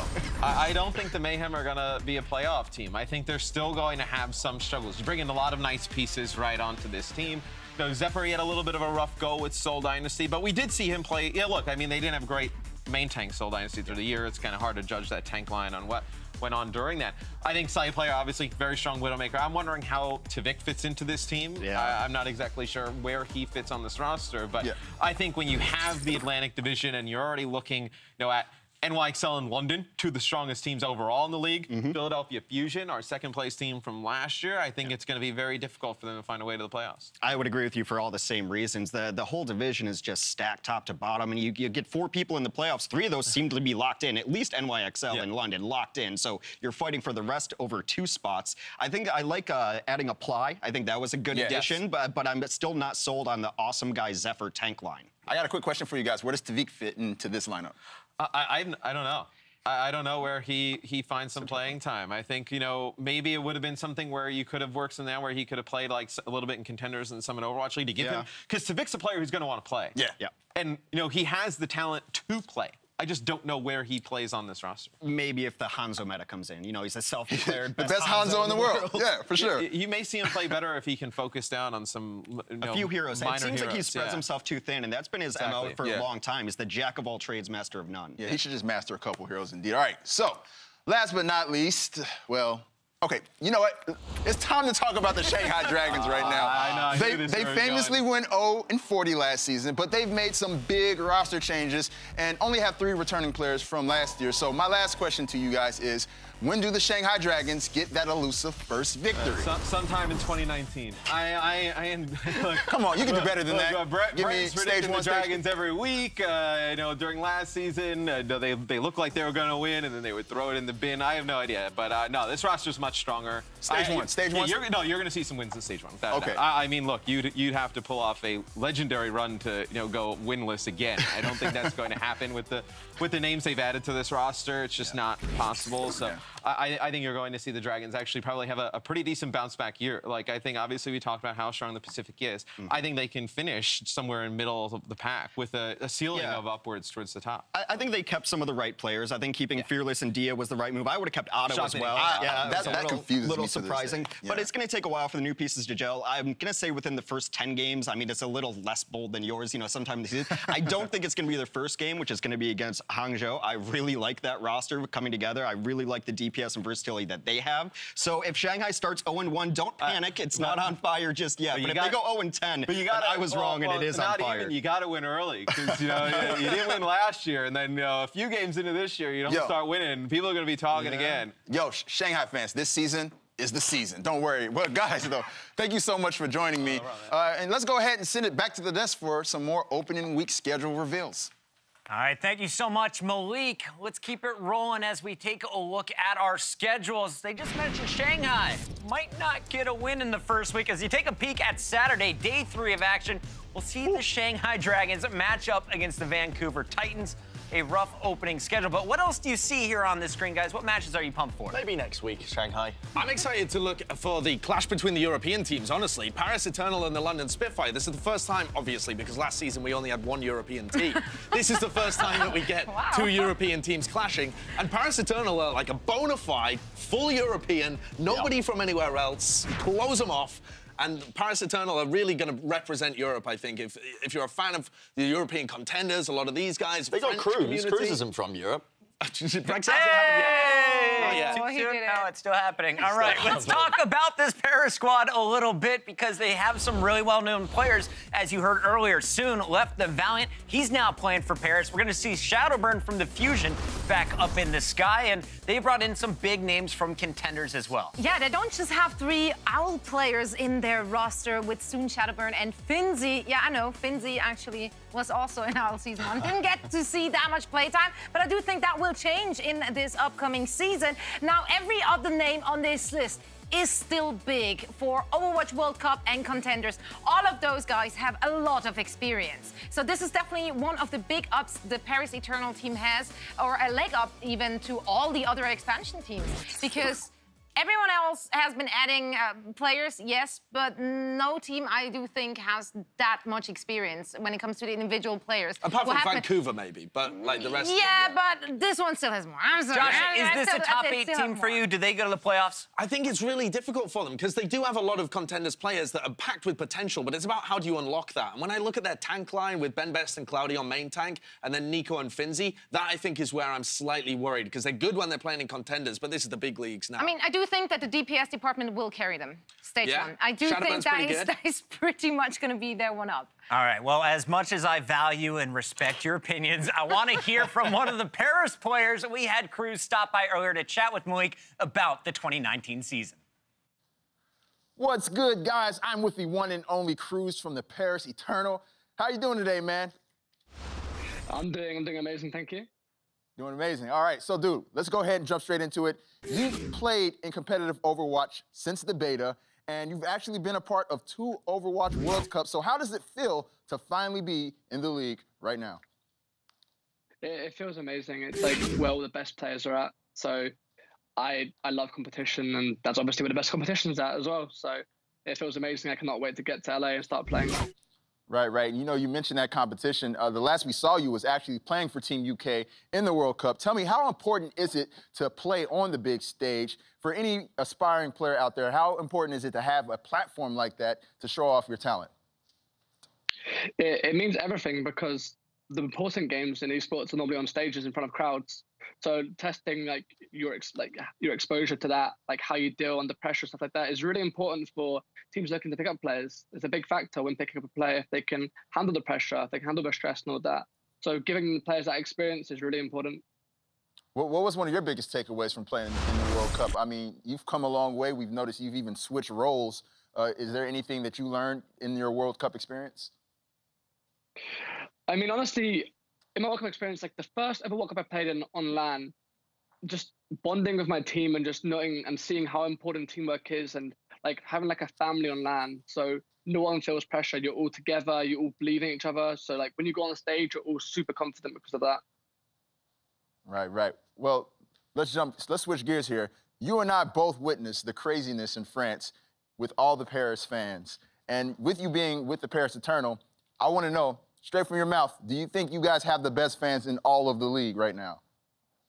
Honestly, French fans, like playing against France, like on that stage was just crazy. It was like we normally, you can't even hear with the soundproof headphones. You normally can't hear anything, but you could hear all their chants. Like when the Soon would get a kill, they'd all like shout Soon. It was like, I don't know, it's incredible, honestly. They are so passionate. It's amazing to see. So I'm more than happy to have them supporting me. Dude, my ears are still ringing right now from all that noise that we were hearing out there, man. You guys have a passionate fan base for sure. But you've had a busy offseason with the World Cup, and I want to know, how much have you been practicing with the Paris team? Have you guys got a lot of time to scrim? And on top of that, when can I expect to see you guys here in Los Angeles? All right, so basically we are practicing right now in EU. I don't know how long for, and I said take it day by day. I want to say at least a month now, off and on, because of just scheduling issues and stuff like that. We've been scrimming against EU contenders teams, been putting in like good hours, good VOD reviews, like I'm having a good time. Things are looking good for us. Our players, like they're all great players. They're all amazing to work with, and our coaches are out of this world. So looking forward to it. And I get to LA, I think early January. I think about the 3rd, 4th, 5th, somewhere around there. So yeah, not too long. Nice. Well, I'll see you then, man. You know, you mentioned, the EU contender scene kind of melding with the EU Overwatch League scene. You guys have a lot of EU talent on your team. So what are you guys' expectations going into the 2019 season? Yeah, I mean, honestly, there's a bit of pressure on us to make sure we do well. So the rest of the EU scene's not like looked bad upon, So future, like fellow Europeans can get picked up for the Overwatch League and stuff like that. So we're definitely looking to go in there and show what we've got, show that the EU region is still super strong. Well, I know you for certain are looking forward to this opportunity, given that you are finally here in the league. Now, your first match is up against the champions, the London Spitfire. How big do you think it will be to take a win against the defending champions to start off the season? I think that would feel unbelievable. It'd be huge. It'd be absolutely amazing to do that. So definitely going to work very hard to make that a reality, because words can't explain how great that would be. Right, and on top of that, it's like the rival EU squad, so you got to go for it, man, right off the bat.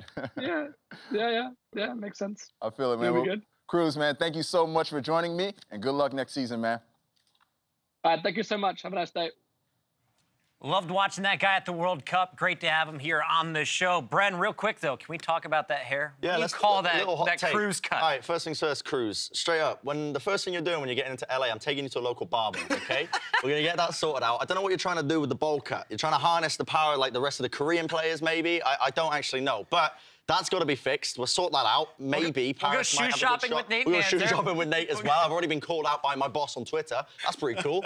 But we're going back down, apparently. Well, go on, Puckett, take it away. All right, let's keep the show moving as we talk about the squad representing the nation's capital. We got the Washington Justice in the league for 2019. Wonderful blue, red, and white USA chants every time they take the stage. But let's talk about this squad, starting with the head coach. It's the former NYXL coach, Wizard Young. Yeah, great at PR, and we don't quite know how much of the job was based on him in NYXL and how much was head coach Pavane. And so they started with a good base, when DC announced that they've got Wizard Hyung and Janice there as well. It's all looking good. But when I look at this team on paper now, I think Wizard Hyung's got a battle on his hands. Because, yes, he's working with NYXL, potentially some of the best players in the entire league. Now, I think it's the other end of the table. When I look at this roster on paper, they look like the weakest team in the league. And so it comes down to, does Wizard Chong have some magic that he can work here? Because I think he's got his hands is called full. Wizard. Can you say that one more time? Thank you very much. You thought this is the weakest roster? On paper. On paper. Like, maybe I'm sleeping on them. Maybe this is another Boston Uprising going to happen again. But when I look at all of them, someone has to be at the bottom. And I think at the moment it looks like DC. All right, maybe well, it's still open. Maybe they've got some other pieces in the works. Remember what we said as well, 2018 coming into that one, we said the exact same thing for Boston. Right. And look where they ended up. So, I mean, again, it's too early, I think, to be making these calls. I'd say there's a bit of merit to your argument. Yeah.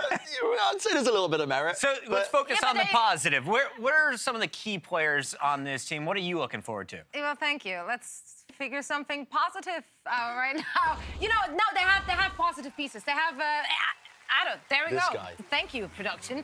Let's go with Ado. He has been an absolute bright spot for the Shanghai Dragons. I do think he pulled his weight there, and I honestly can't believe to see what he can do when he's surrounded by different players. That's a very good point. I think the guy had potential when he was playing on Shanghai, right? And so if you surround him with better players, you're hoping for something better. Yeah. Have they surrounded him with better players?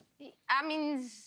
I would arguably so, yeah. We don't know. The jury's still out on this one. Don't know. Honestly, Washington, exact same position we saw Boston in last year. Whole lot of question marks. They had to come in and prove it, and Boston went on to go perfect throughout Stage 3. So that's 2019. We've covered most of the teams. We got one more to talk about. It's the most recently squad announced, and they will be playing in Vancouver. Let's talk about the Titans here. A lot of people pumped about this blue and green lineup. Yeah, genuinely, I'm very excited for this lineup. I've always been a big fan. They've pretty much picked up the entirety of Runaway. Yep. These guys have always been fan favorites in the Korean scene. I remember as a wee young lad 2 years ago, getting up in the early mornings in England to watch Runaway play, and here they are now. In particular, Bumper and Haskell, I'm looking at these two guys. These guys are OGs. They've been on the team since 2016. They are the old guard. They got a lot of experience. Very excited to see these guys in 2019. Bumper was so fantastic in the most recent season of Korean Contenders, which Runaway ended up winning. This is one of the most storied teams in the whole of Overwatch, honestly, and we all expected them to get picked up for 2018. It didn't happen. They ended up winning Korean Contenders, proving their worth. People were saying last season, if they'd been playing in OWL, maybe they would have been in the playoffs. So looking forward to this season, they've got expectations on their shoulders. Absolutely. Now, I have to ask, for this squad, when you're looking at the star talent here, we mentioned Bumper, you mentioned Hacksaw being an old player. Who is the best player, if you could name just one? The best player. It's hard on a game like Overwatch, but again, I have to point my way all the way back to the main tanks. Bumper every time. I'm looking at Bumper, I'm looking at the main tanks whenever I'm looking at teams, because they're the ones who are going to be driving this team to their victories. A lot of the time, they're the main callers as well. There's a lot of pressure on these guys' shoulders to really perform, so yeah. And we should mention that Bren made himself a Runaway pink sweatshirt to represent the squad while watching them over here in LA. So we've looked at all 8 expansion teams for next season, but now we want to hear your thoughts. We asked the kids on Twitter, yeah, kiddos, what do you say? Which new Pacific team look was your favorite? I would agree with that. Yeah, I'm not going to disagree with that one at all. Spark? Pink and blue. People like the Vancouver Titans as well, you know. Maybe Runaway should have been the ones that came out in the pink and blue. Who knows? Who knows? But I think the Vancouver Titans have got a good scheme that fits in with the team behind them and the sports backing in Vancouver. Let's talk about the East Coast here as we take a peek at the Atlantic Division. Who do the fans love? The Paris Eternal. Almost 50% of the fan vote there. I would go with the Toronto Defiant myself. I'm a big fan of the black and red. I think they've done it in a really sleek way, and I like the logo. There's a lot of red, though, isn't there? You know, a lot of these teams are introducing the red colour scheme quite a lot. Just got to be the best of the red teams. Sure, maybe. There's a lot of red teams, Josh. Yeah, one of them. Have you Shanghai. counted them? It's a huge amount. Shanghai's not even that bad, man. You can't even make that joke anymore. I know. I'm getting They're not even that bad. I'm getting the most out of it before they start winning, because I do actually think, Hex and X were right. Shanghai are actually going to be decent this season. I love these guys. All right, be sure to follow Overwatch League for all of the latest news and updates from around the league. And fellas, there's a lot of behind-the-scenes work that goes into developing the logos and the looks for each of the teams here in the Overwatch League. So we went down to the Blizzard headquarters in Irvine to talk to the team in charge of overseeing brand development, and here's what they had to say about the process. I'm Kristen Connolly. I'm our Director of Brand Marketing for the Overwatch League. I'm Ricardo Morales. I'm one of the creative directors here at Blizzard Entertainment. Beginning last year, right, we launched 12 new team brands last year and continued with the 8 this year. When I think about the process with the new 8 teams, the story behind each one is special in its own way. We come up with a name first, and after that name is solidified, that really lends itself to what the rest of the design will feel like. We develop logos and colors from there, and that's how we develop the full brand. It's a fantastic opportunity to take those values that the game has established and translate them into something that people can rally behind in the real world. Knowing that a fan can look around the 20 teams that we have now and find something that they feel is part of their identity and that they can connect with, whether it be a brand that they think is super cool, even colors that they love. When we introduced some of the new colors this year, fans automatically clinged onto that team because that was the color they've been dreaming of. With the Overwatch League being such an inclusive and diverse community, it's open to be able to go root for whatever team feels the most connected to you, even if it's a city that is halfway around the world. I think everyone can think of a brand that they really identify with, and the entry point is typically the logo. That's typically what catches your attention and it makes you feel something. And so I'm a firm believer that when you develop a successful brand and you engage with it, it makes you feel something, it makes you think something. Special thanks to Kristen and Ricardo for taking the time to chat. And if you guys had a logo, it got me thinking during that video, what would it be? Who's your spirit animal? What would be your spirit logo, Zoe? Okay, I guess we've seen chickens, we've seen pandas, it could be anything. It's a Gaelic rooster, it's not just a chicken. It's a very majestic We've got chicken, Yetis, anime references. I guess it has to go down to my roots and stuff, right? I need to be able to relate to the branding. So for me personally, I guess I would go with Nate Nanzer riding a goat across the Swiss mountains because he does have Swiss roots. Very good call. No, I think that would be. That is my logo. Can you please not judge? Would it be this like is a brainstorming Human session, Nanzer, right? Robo Nans? Omnic Nanzer. Omnic Nanzer, got it. Josh, what about you? I think I would make my logo some kind of proto-human, like way back in the early ancestry, because I'm not very intelligent and all I can do is throw. So that's about, I'm just a very, very early hominid. I like that, a almost human. What about you, Brent? What about you, Puggett? Yeah? Yeah, we're just gonna skip me right now. You got nothing. Dude, I mean... You're paid to talk live. Yo, literally, I'm not very creative, okay? I don't know anything about art. Draft one right now? Okay, I will. It's gonna be me. Boom, straight away. Renji. There we go. You're writing a name down. That's Bren's logo. Excellent stuff. For me, it'd be the Sneaky Beavers, without a doubt. I don't think you can even see it. Coming up next, friends, we've got our... Sorry. Coming up next, we've got our friends at ESPN, and they're going to give up their power rankings for the 2019 season right after we tell you a little bit about the V Week and the V Foundation.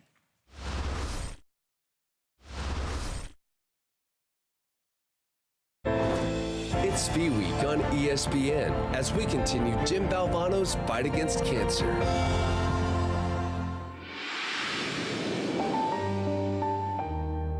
First of all, when your hair falls out and you feel crummy during treatment, remember, that means the medicine is working. Most of all, I learned to get checked early and often. I've had 3 cancers, uterine, skin, and breast. All were caught early and all are now in remission. But what I also learned and what scares me most is that people don't want to get checked because they don't want to know. They have kids at home, a 9-to-5 job, maybe no insurance. But as my breast cancer warrior sister Rita Reiser said, you're never going to not know. You're going to either keel over and die because it's too late, or you get checked, catch the cancer early, and live. I've also learned there are wonderful organizations like the American Cancer Society and the V Foundation out there that will get you help. They will find a way to get your rent paid, your children cared for, a ride to treatment, and a place to stay if it's far from home. We need to continue to donate and spread that word. Help is out there for you, I promise. Get checked, get cured, live.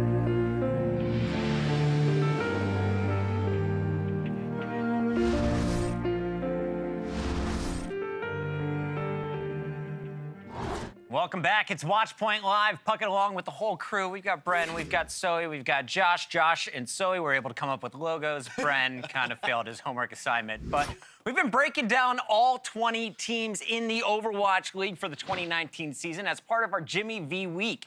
And our partners at ESPN were also revealing the opening week schedule. And so far, we've seen the first 3 days. So, guys, let's jump in and show you day 4. For the first time ever, we're playing on Sundays all regular season. That's right. The first Sunday is kicking off with a battle between the Houston Outlaws and the Boston Uprising.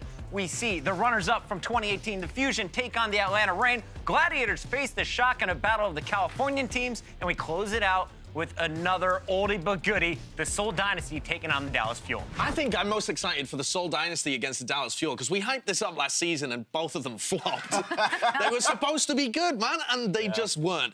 But this season, they've both made big changes, coaching staff changes, player changes. This should be both of their times to rise back up and attain those heights that they were able to achieve before the Overwatch League. We've still got 3 more teams to cover, and before we get to that, we want to talk to Malik, who's got some special guests here this weekend. Malik, who you got with you over there? Well, what do you know? I am sitting here with Sleepy from the San Francisco Shock and Dante, formerly of the Shock, now with the Houston Outlaws. Thank you guys so much for joining us today. How you feeling? I'm good. How are you? I'm great, man. I'm doing great, man. I'm already excited. I'm ready for 2019 to get here. I'm ready for the season to start. But, yo, let's go ahead and jump into this. What was the one big thing that you guys learned last season? I'd say one of the main things is, like, it's a really long season, so you got to make sure, like, your mental health stays in check and that you don't get super upset over, like, a single loss because, you know, there's a bunch of other games to play. You got to be ready for the next one. For me, it's definitely getting good sleep because one thing I noticed is when I had inconsistent sleep, I wouldn't play too well, and I just wasn't in a great mood. So for me, sleeping is, like, really important, and it was, like, my first time ever living alone, so I just needed to, like, figure stuff out for myself. Did you just take his answer? Because I was expecting that answer to come from Sleepy. You know, I got to stay well rested and whatnot. Straight up, I mean, you guys are obviously good friends, and you've been, you know, very close, being teammates and whatnot. So how was it for you, Sleepy, to watch Dante get, you know, shipped away to the Houston Outlaws? It was pretty hard because Dante was, like, one of the first, like, close friends that I had when I moved away from home. Yeah. Because we lived in Vegas and we were roommates together. So him being, like, one of my best friends out here and on the team, and then just one day packing up and I'm never going to see him hardly ever again. It was pretty hard, but, you know, we're still in the same league. We still play the same game. Yeah. We'll always talk, and it's not that bad. Yeah, you're still in the same city. How was it for you, man? It was hard because I have so many great friends on Shock. Like, everyone's my age, so it's really easy to click with them. Like, they're literally my best friends. So it was a little weird at first, but then, like, I realized that I can just hang out with them whenever. I scrim against them whenever. I get to see them. So it's just going on, you know? Yeah, it's all business when it's all said and done. At the end of the day, you guys are here to play. Yeah. Dante, the Outlaws had some Tracer issues last season, as we all know. So she's not really that big in the meta currently, but what do you see, you know, yourself doing? What role do you see yourself playing in the Houston Outlaws? I think, like, Tracer, Genji, and Sombra are my 3 best heroes. Yeah. Because that's what I have the most time in. But I also think, like, I'm a really quick learner. For example, Doomfist came to meta a while ago. He's kind of out of meta now because Ghost is really strong. But I managed to learn him really quick, and I think I can learn more heroes really quickly. In this offseason, I've just been trying to become a better player in terms of flexibility and stuff. So hopefully I can just play whatever is needed on the map. Right, and a lot of the Outlaws fans feel like you're the missing piece to the puzzle over there in Houston. Sleepy, you guys kind of had a rough start last season, going 6-14 in the first 2 stages, but then you guys were able to find your footing and you went 11-9 in the last 2 stages. So do you guys think you can carry that momentum into the next season and maybe become a top 8 team? Yeah, I think definitely now that we have, like, a really stable core, you know, a lot of really good coaches to assist us in our process, I think we have a really, really strong chance of being, like, I want to say even top 4. Like, I think we'll be really good. I'm not going to stop. I'm not going to stop at top 8. We're going to go all the way. I think we have a really good chance of even just winning it all. All right, I love the bravado. And, you know, you guys acquired Striker from Boston, which is a huge pickup. What do you think he brings to the team? Striker's another like just insane DPS that adds to our lineup. So if one of our players just isn't performing that well this week or is sick or something, we always have another insanely strong DPS to fall back onto. He's a really good tracer, Junkrat, like just hit scan in general. He's so good at. So I don't think having another insane DPS is bad to pick up at all. Yeah, because you guys have a lot. Now yeah, think about it. You have a lot of good Baby DPS Bay, players. Rascal, yeah. everybody. All right. So, what are you guys both looking forward to most in 2019? I'm looking forward to competing again. It's been so long. I just really want to play. I really want to like prove myself to the Outlaws fans and like, because I was benched in stage 4 Shock, and I think when a player gets benched, people start to underlook them. But I want to like really prove to to everyone that I can be really good. Okay. Yeah, I would probably just say the same thing. Like I think almost every player is ready to play again.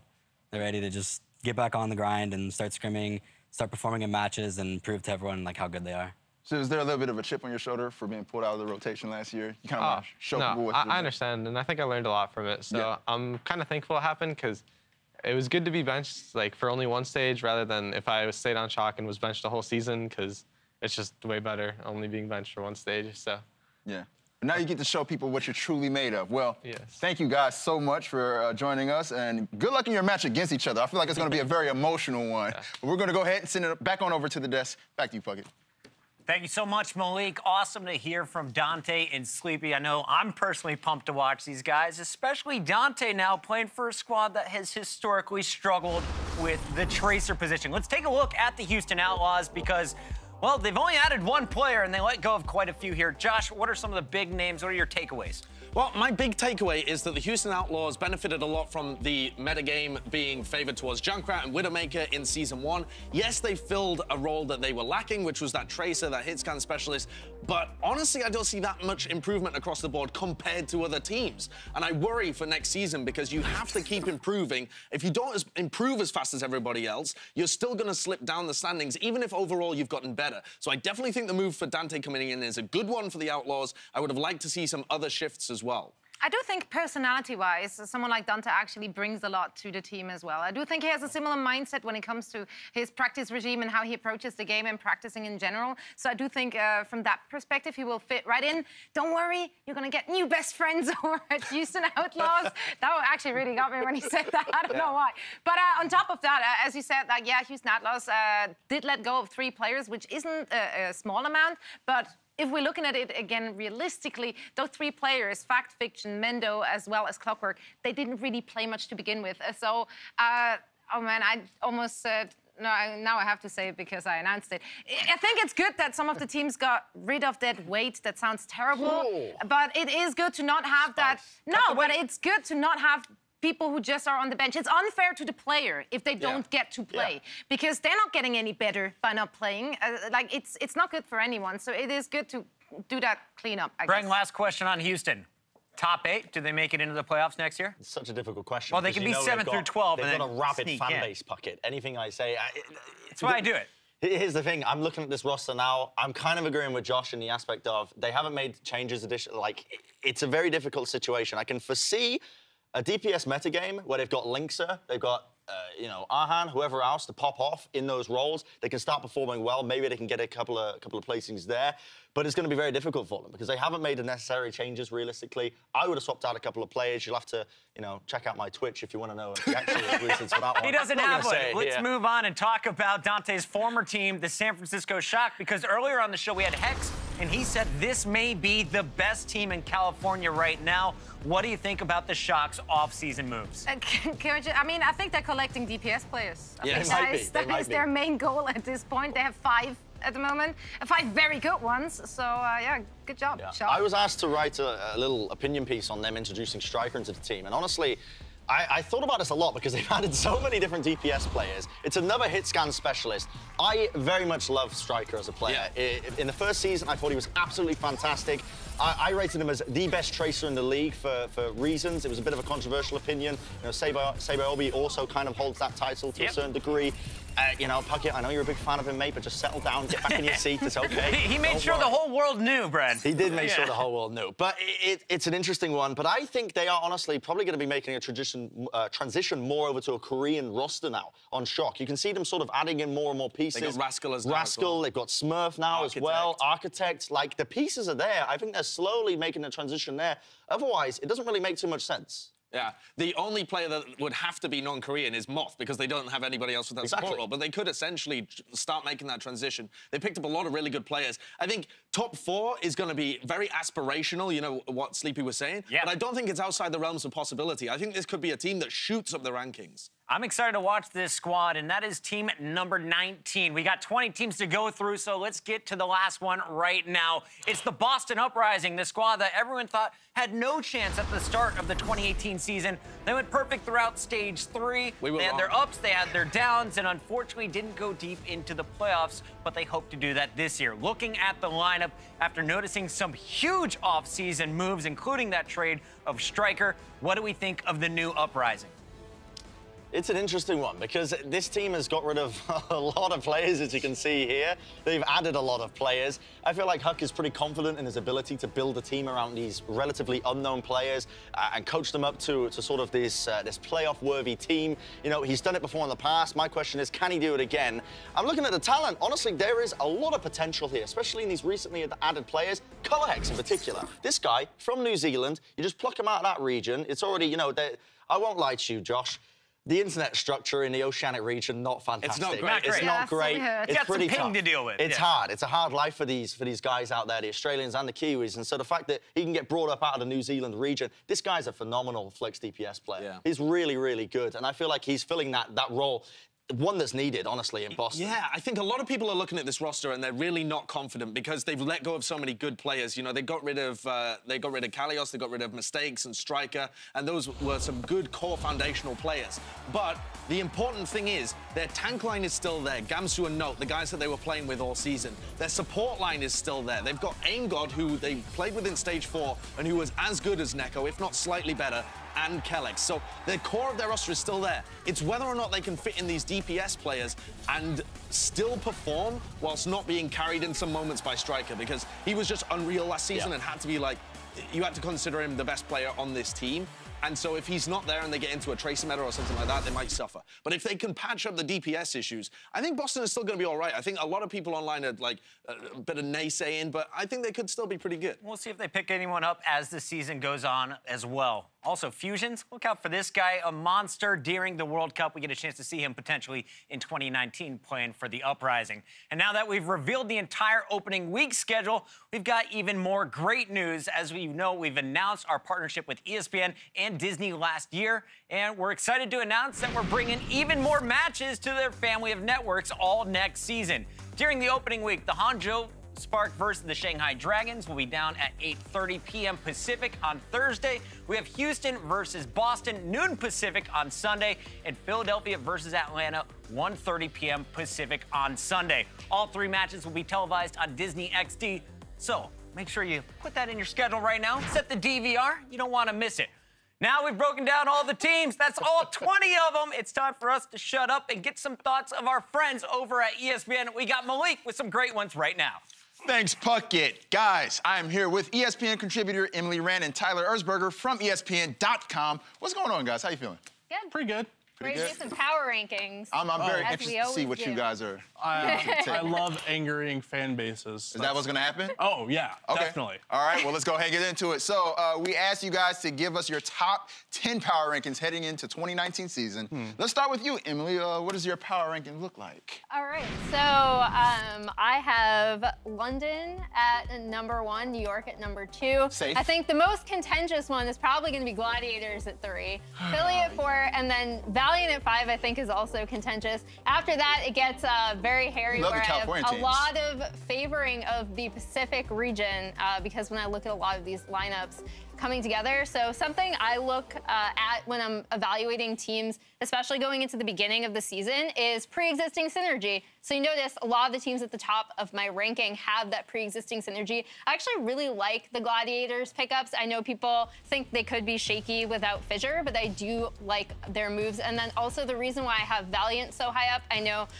some people on the broadcast weren't as high on them because of some moves they made. However, I still think they have that tank line, and that tank line is so important. I don't know if it's still going to be GOATS comps or if we're still going to be having a lot of these like tank and support lines being super heavily focused, but I do think that that tank line makes a huge difference. Yeah, for Fate me when and I Space look are at still the Fate and Space, yeah, too. exactly. Exactly. So I have to ask you, I noticed that you have the Shanghai Dragons down here at number 10. What was a little bit of the thinking Well, behind now that I know their week 1 schedule, I wish I hadn't put them there because they're actually going up against Vancouver and Hangzhou week 1, it looks like. So that's going to be tough for them. I do like it, though. It's basically a Kongdu plus Dia, Fearless, and Gegurdi. So if they can get together, again, like that pre-existing synergy, what I'm looking for from Shanghai is actually from Kongdu and not the existing Shanghai 3, although, you know, obviously they have synergy with each other. Okay, so if we're going off of pre-existing synergy, how does the Houston Outlaws not make the top 10?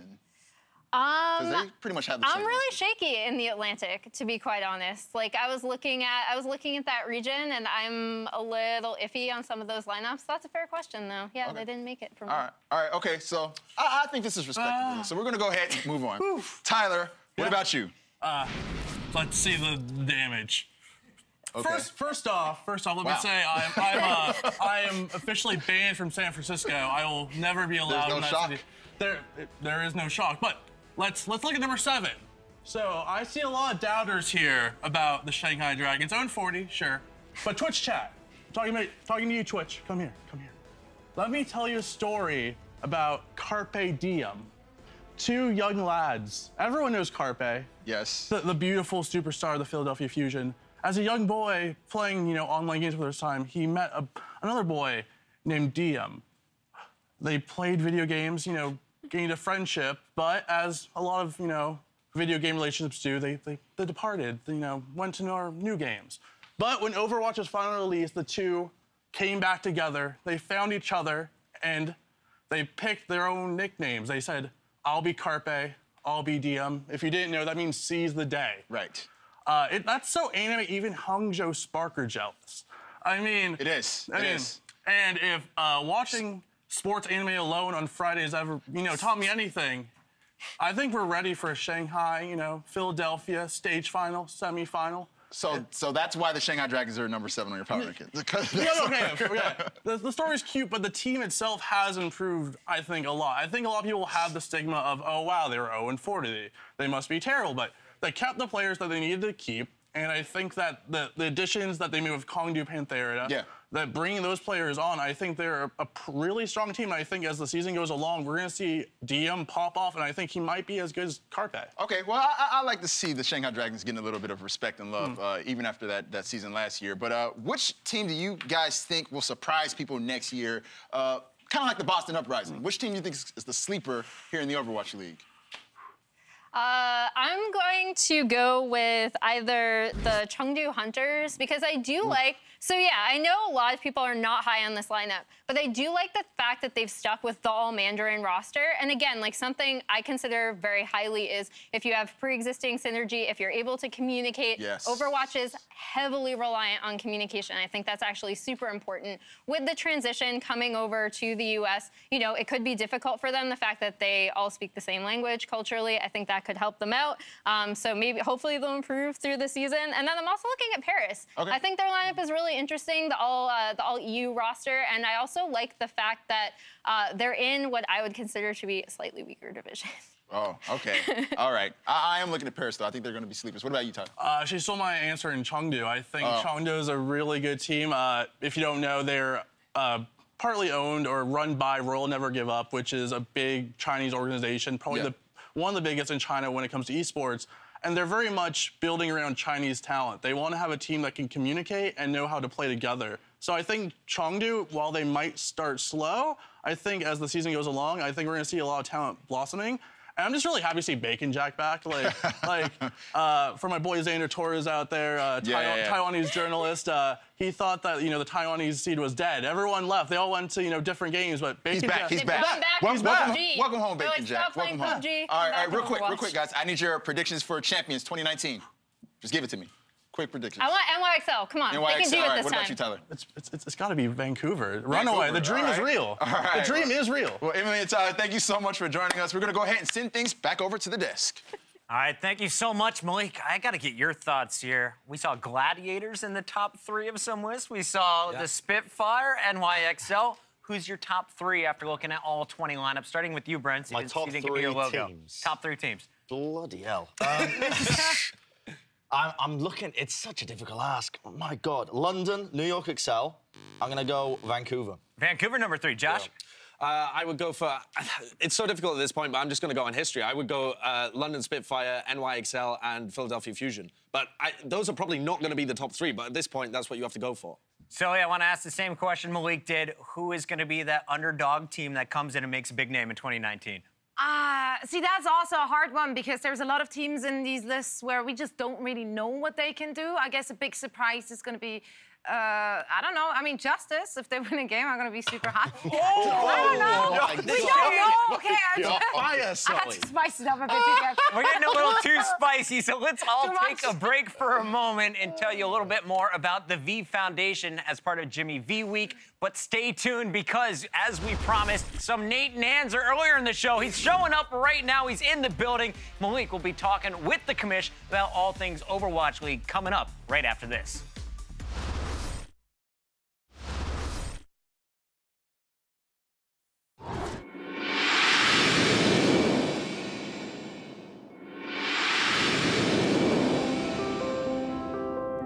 My perspective on cancer changed when I witnessed my dear friend Stuart Scott and what he went through for so long to the bitter end fighting cancer. It changed my perspective, changed my life forever. Unfortunately, it took an even more personal turn in 2011 when my father, my dad, my hero, was diagnosed with prostate cancer. He had the prostate removed immediately and had been doing quite well, undergoing treatment since 2011. But I got a call February 24th, 2017 that I'll never forget. It was the middle of the night, the type of phone call that all of us hope and pray we never have to get. But it was a family friend who said, you need to get here to Johns Hopkins Hospital in Baltimore quickly. Your father's here. He needs emergency surgery. We don't know what's going to happen. I got there and my whole family had convened, and basically doctors had to go in and remove the C6 and C7 vertebrae in his spine, which almost overnight it seemed had been completely compromised by a tumor the size of a small apple. This tumor was not related to the prostate cancer as we had suspected. It was multiple myeloma, a cancer of the blood. The treatments for multiple myeloma tend to affect the bones, the strength and density, and it can obviously be quite debilitating. So the Colonel, my dad, has been undergoing chemotherapy treatments since February, March. I can tell you that he's doing well, mainly because of his faith. Faith drives my father, and he has an amazing attitude. But he knows, and we all know, that he would not be here right now today without the research that has been done. So I beg you, for people like my father and the millions of people across this country and world who are battling their own cancers, please donate. If you can find it in your heart, donate and help all of us and the V Foundation continue to kill cancer.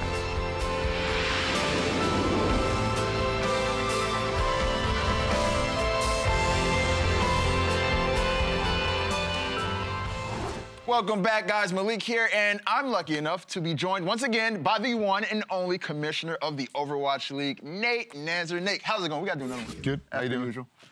You doing good? I'm doing good. I'm doing good. What's up, Twitch chat? Well, what's up, y'all? Let those sevens fly. Anyways, let's start with 2018. Now that all the dust is settled, how did the inaugural season measure up in your standards? It was pretty awesome, I think. The thing that I think we're most proud of in the inaugural season is the amazing community that we've built of fans. I think it's so cool to see the fandom that's popped up all over the world. I travel a lot, and the fact that multiple times in different cities in the U.S., in China, and Europe. I've just been out and about in the world to see people wearing Overwatch League jerseys, Overwatch League hoodies, all that stuff. It's so cool to see. And the community in general, I think it's just been amazing to see the fandom come together, and really proud of that we've built this group, and really excited to bring it to 8 more cities this year. That's crazy. You've actually been seeing stuff as you're globetrotting too, man. Like that's the impact. My favorite moment we saw, we were in Beijing earlier this year, and just randomly, we're at the Great Wall of China, as one does. And there was a guy with the Shanghai Dragons jersey, just a guy. Just walking on the Great Wall. It was awesome. That's so cool, man. All right, well, last year, the league was up to what, 12 teams? We had 12 teams up last year. This year, we've expanded up to 20 teams, with 4 of those teams in China. So what's the key to reaching so many different fans in so many different places? Well, Overwatch is a global game, and you know it's important to us to be able to reach fans all over the world. And you know, China is a hugely important market for us. We have an amazing community of fans there, and it was a great opportunity to bring in 3 additional great ownership groups in 3 amazing cities in China. Also excited about the other 5 teams we're bringing in. 2 teams from Canada, which is amazing. Giving some love to our friends up north. Atlanta, which is an amazing city. DC, a place that I lived for a long time. It's really cool to bring these new teams in and give more opportunities for fans that have a home team. Indeed, indeed. And, you know, we talked a little bit about the structure of the 2019 schedule. And we've noticed there's a lot more break time between the stages. So what was kind of the reasoning behind you giving us that time? Yeah, so we spent a lot of time in the offseason talking to players, team owners, coaches, general managers, et cetera. Just, you know, really high-level questions, broad questions. What do we do right? What do we do wrong? What do you want to see us do differently? And the schedule that you see for 2019 is the result of those conversations. You know, we despite what you might think, Twitch chat, we do listen. And we really wanted to make sure that players had more breaks throughout the season. That was something that we heard consistently, both an opportunity to just rest, but also an opportunity to make sure that they have more chances to work on new strats, game plan for particular teams. And so we're going to create more breaks this season. The other thing that happened last year a little bit that we want to see happen more, and I think the breaks will facilitate that, is teams, because we're all in LA, fans don't get to interact with them as much, but teams have a chance to actually travel to the home city. Last year it was really cool. Houston, flew back during one of the breaks and did a fan meet and greet. Dallas did that. So we want to have more opportunities for teams to do those types of activities to bring the players back, whether it's during the All-Star break, whether it's during a stage break, and have a chance to interact with the fans back home. Right. And, 1 week was kind of a short time to be able to do that. So now they can do that. Especially when in that 1 week they also needed to learn a new patch and a new map pool and all of that. So, I think to the layperson, I think they just see, oh, they're pro gamers, like it's just a game, like all this stuff. But there is so much that goes into to preparation for every single matchup. These players work so hard, and we want to make sure that our schedule allows them to perform their best whenever they're called upon on stage. Right. And you talk about the teams going home and interacting with fans. You've always said you wanted to see the league move beyond Los Angeles and head, out on the road. But I don't think anyone imagined it happening this year. So what can you tell us about that? Yeah, so it's super exciting. I mean, just so everyone knows, like the number one thing that we're working on at the league office is all I think about before I go to bed. It's the first thing I think about when I get up in the morning, is getting our teams into their home markets and getting to what we want to do, what the vision for the Overwatch League is, which is full home and away. Right. Every game is played in a home stadium. And what we're really excited to do is take the first step on that journey to realizing that vision this year. And we're going to play a handful of matches in a few home cities this year. It's going to be awesome. We're going to be traveling. I don't know if we're going to bring Bryn Sideshow. We might. Don't unleash that terror on the town. No, it's going to be great. we have an announcement plan for next week. Okay. So stay tuned with a little more details on that. But home games, it's a thing. All right. Yo, you guys heard it here first. All right, so last year there was a lot of outcry from fans about how live patches were online, but were different here in the league, you know, at the Blizzard Arena. So will we see any changes on that going into next year? You know, I travel all over the world, and I get on panels where I talk to people who have never played video games about what esports is. It's like a part of my job these days. And one of the things I get asked a lot is, what makes a game an esport? What's most important to turn a game into an esport? And my answer is usually a game development team that's excited about esports and wants to support esports. It's the most important thing. And we are so lucky at the Overwatch League to have Team 4 back at Blizzard, the Overwatch team, amazing partner to us, and has done so much work to enable what we do on the Overwatch League, and more work planned in the future that they're hard at work on. And this is one of the areas that we've spent a lot of time partnering with the Overwatch game team during the off season to get our schedule more aligned. And the goal is we're going to try our best. Live game development, things happen. Of course. But we're going to try our best to make sure that we're patching in between each stage, and that players have an opportunity to both prep for those patches and be ready. But that Overwatch League, when you tune in, that we're playing on as close to live as we possibly can. I think that's really going to be our guiding principle in 2019 and beyond, is to get them as aligned as we possibly can. And I imagine with the longer breaks, there'll be a little bit more flexibility to make sure that happens. Yeah, we hope. And again, no promises. Yeah.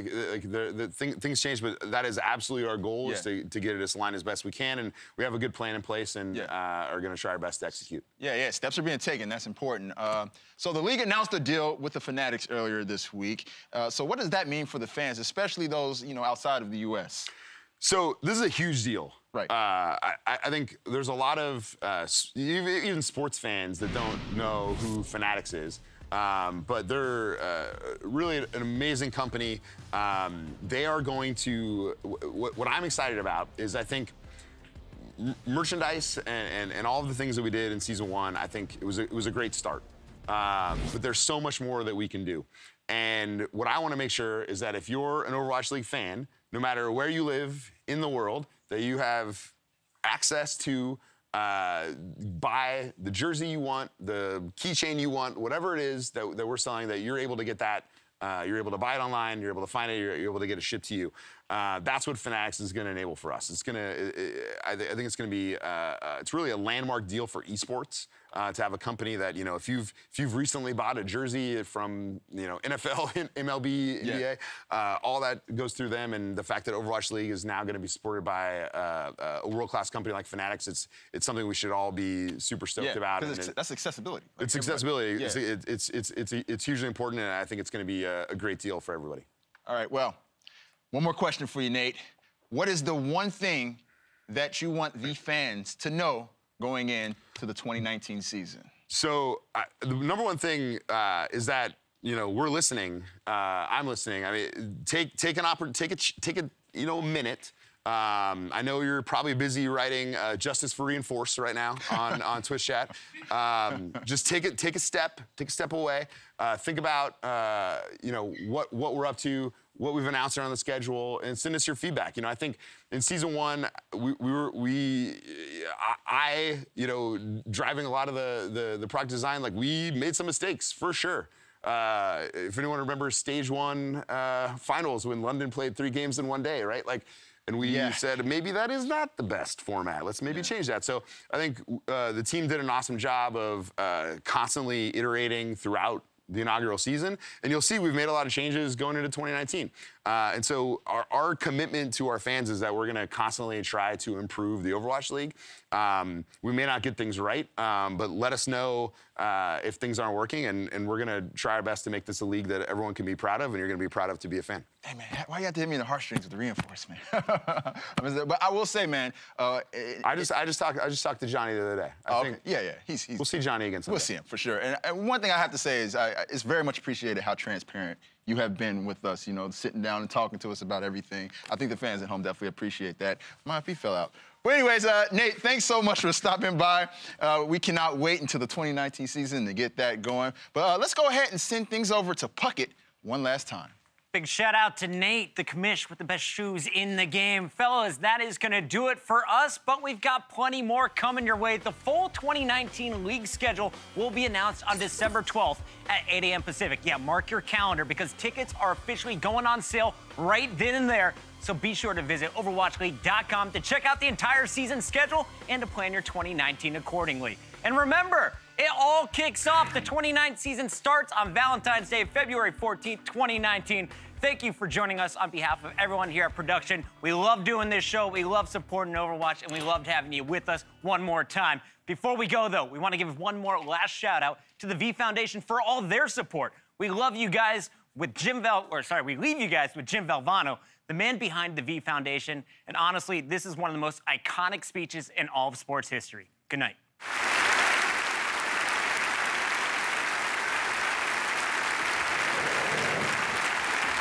Thank you very much.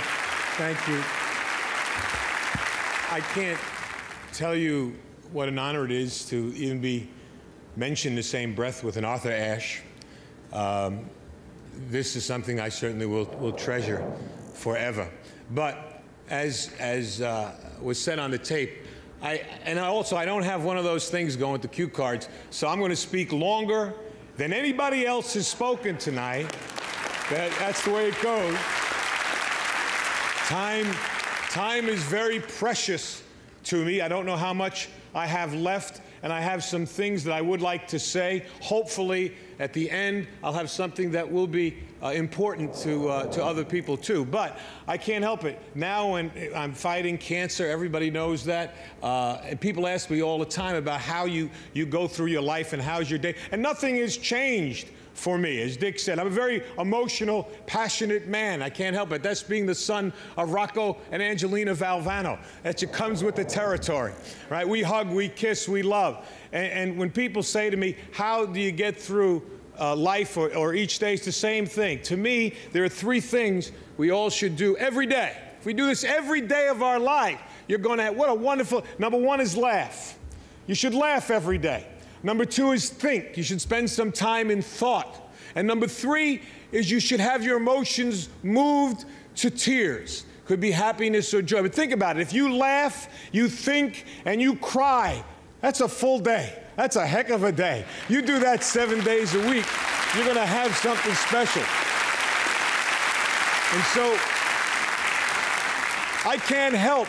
I rode on the plane up today with Mike Krzyzewski, my good friend and a wonderful coach, but people don't realize he's a 10 times better person than he is a coach, and we know he's a great coach. He's meant a lot to me in these last 5 or 6 months of my battle. But when I look at Mike, I think we competed against each other as players. I coached against him for 15 years, and I always have to think about what's important in life is to think, to me, of three things: where you started, where you are, and where you're going to be. Those are the three things that I try and do every day. And, you know, when I think about getting up and giving a speech, I can't help it. I have to remember the first speech I ever gave. I was coaching at Rutgers University. That was my first job. That's wonderful. And I was the freshman coach. That's when freshmen played on freshman teams. And I was so fired up about my first job. I see Coach Holtz here. What was it like the first job you had, right? The very first time you stood in the locker room to give a pep talk. That's a special place, the locker room, for a coach to give a talk. So my idol as a coach was Vince Lombardi. And I read this book called Commitment to Excellence by Vince Lombardi. And in the book, Lombardi talked about the first time he spoke before his Green Bay Packer team in the locker room. They were perennial losers. And I'm reading this, and Lombardi said he was thinking, should it be a long talk, a short talk? But he wanted to be emotional. He said, be brief. And this is what he did.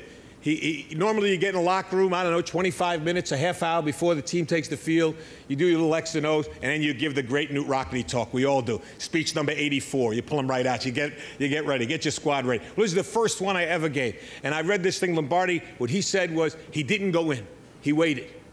His team was wondering, where is he? Where is this great coach? He's not there. 10 minutes. He's still not there. 3 minutes before they have to take the field, Lombardi comes in, bangs the door open, and I think you all remember what great presence he had, right? Great presence. And he walked in, and he just walked back and forth like this, just staring at the players. And he said, all eyes on me. And I'm reading this in this book, and I'm getting a picture of this Lombardi before his first game. And he said, gentlemen, we will be successful this year. You can focus on three things and three things only: your family, your religion, and the Green Bay Packers. And he like that. And the rest of it, they knocked the walls down. The rest was history. I said, that's beautiful. I'm going to do that. Your family, your religion, and Rutgers basketball. That's it. I had it. Listen, I'm 21 years old. The kids I'm coaching are 19. All right? And I'm going to be the greatest coach in the world, the next Lombardi. And I'm ready. And I'm practicing out in right beside the locker room. The manager's telling me, you got to go in. Not yet, not yet. Family, religion, Rutgers basketball. All eyes on me. I got it. And now finally he said, 3 minutes. I said, fine. True story. I go to knock the doors open, just like Lombardi. Boom! It didn't open. I almost broke my arm. I was like, it was when it didn't open. Now I'm down. The players are looking. Coach, help the coach up. Help him up. And now I did like Lombardi. I walked back and forth, right? And I was going like that with my arm, get the feeling back in it. And finally I said, gentlemen, all eyes on me. And these kids wanted to play. They're 19. Let's go. I said, gentlemen, we'll be successful this year if you can focus on 3 things and 3 things only. They said, yeah. I said, your family, your religion, and the Green Bay Packers, I told them. I did that. I remember that.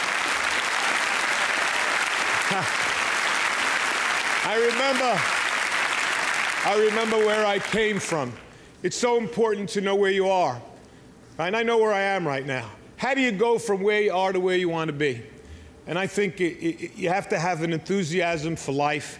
You have to have a dream, a goal, and you have to be willing to work for it. I talked about my family. My family is so important. People think I have courage. The courage of my family is my wife, Pam, my 3 daughters here, Nicole, Jamie, Leanne, my mom, who is right here, too. And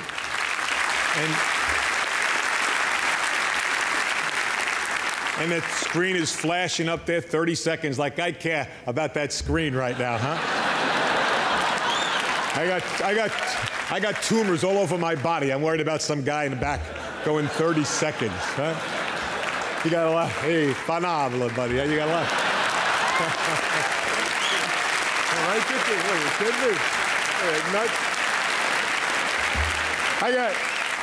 I just got one last thing. I urge all of you, to enjoy your life, the precious moments you have, to spend each day with some laughter and some thought, to get your emotions going, to be enthusiastic every day. And Ralph Waldo Emerson said, nothing great can be accomplished without enthusiasm, to keep your dreams alive in spite of problems, whatever you have, to be able to work hard for your dreams to come true, become a reality. Now I look at where I am now, and I know what I want to do. What I would like to be able to do is to spend whatever time I have left and to give and maybe some hope to others. All right, Arthur Ashe Foundation is a wonderful thing. And AIDS, the amount of money pouring in for AIDS is not enough, but it is significant.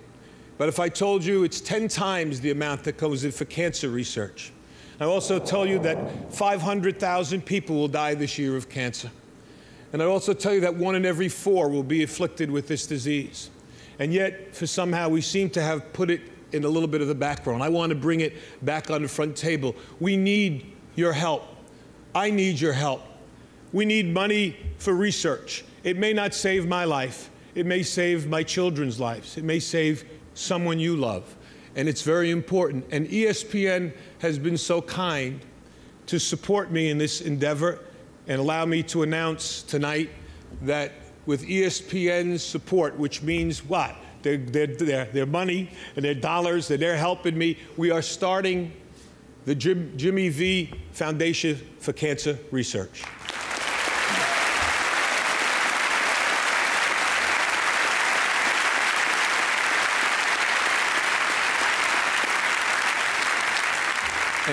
And its motto is, don't give up, don't ever give up. And that's what I'm going to try to do. Every minute that I have left, I will thank God for the day and the moment I have. And if you see me, smile and maybe give me a hug, because that's important to me too. But try, if you can, to support, whether it's AIDS or the Cancer Foundation, so that someone else might survive, might prosper, and might actually be cured of this dreaded disease. I can't thank ESPN enough for allowing this to happen, and I'm going to work as hard as I can, for cancer research, and hopefully maybe we'll have some cures and some breakthroughs. And I'd like to think I'm going to fight my brains out to be back here again next year for the Arthur Ashe recipient. I want to give it next year.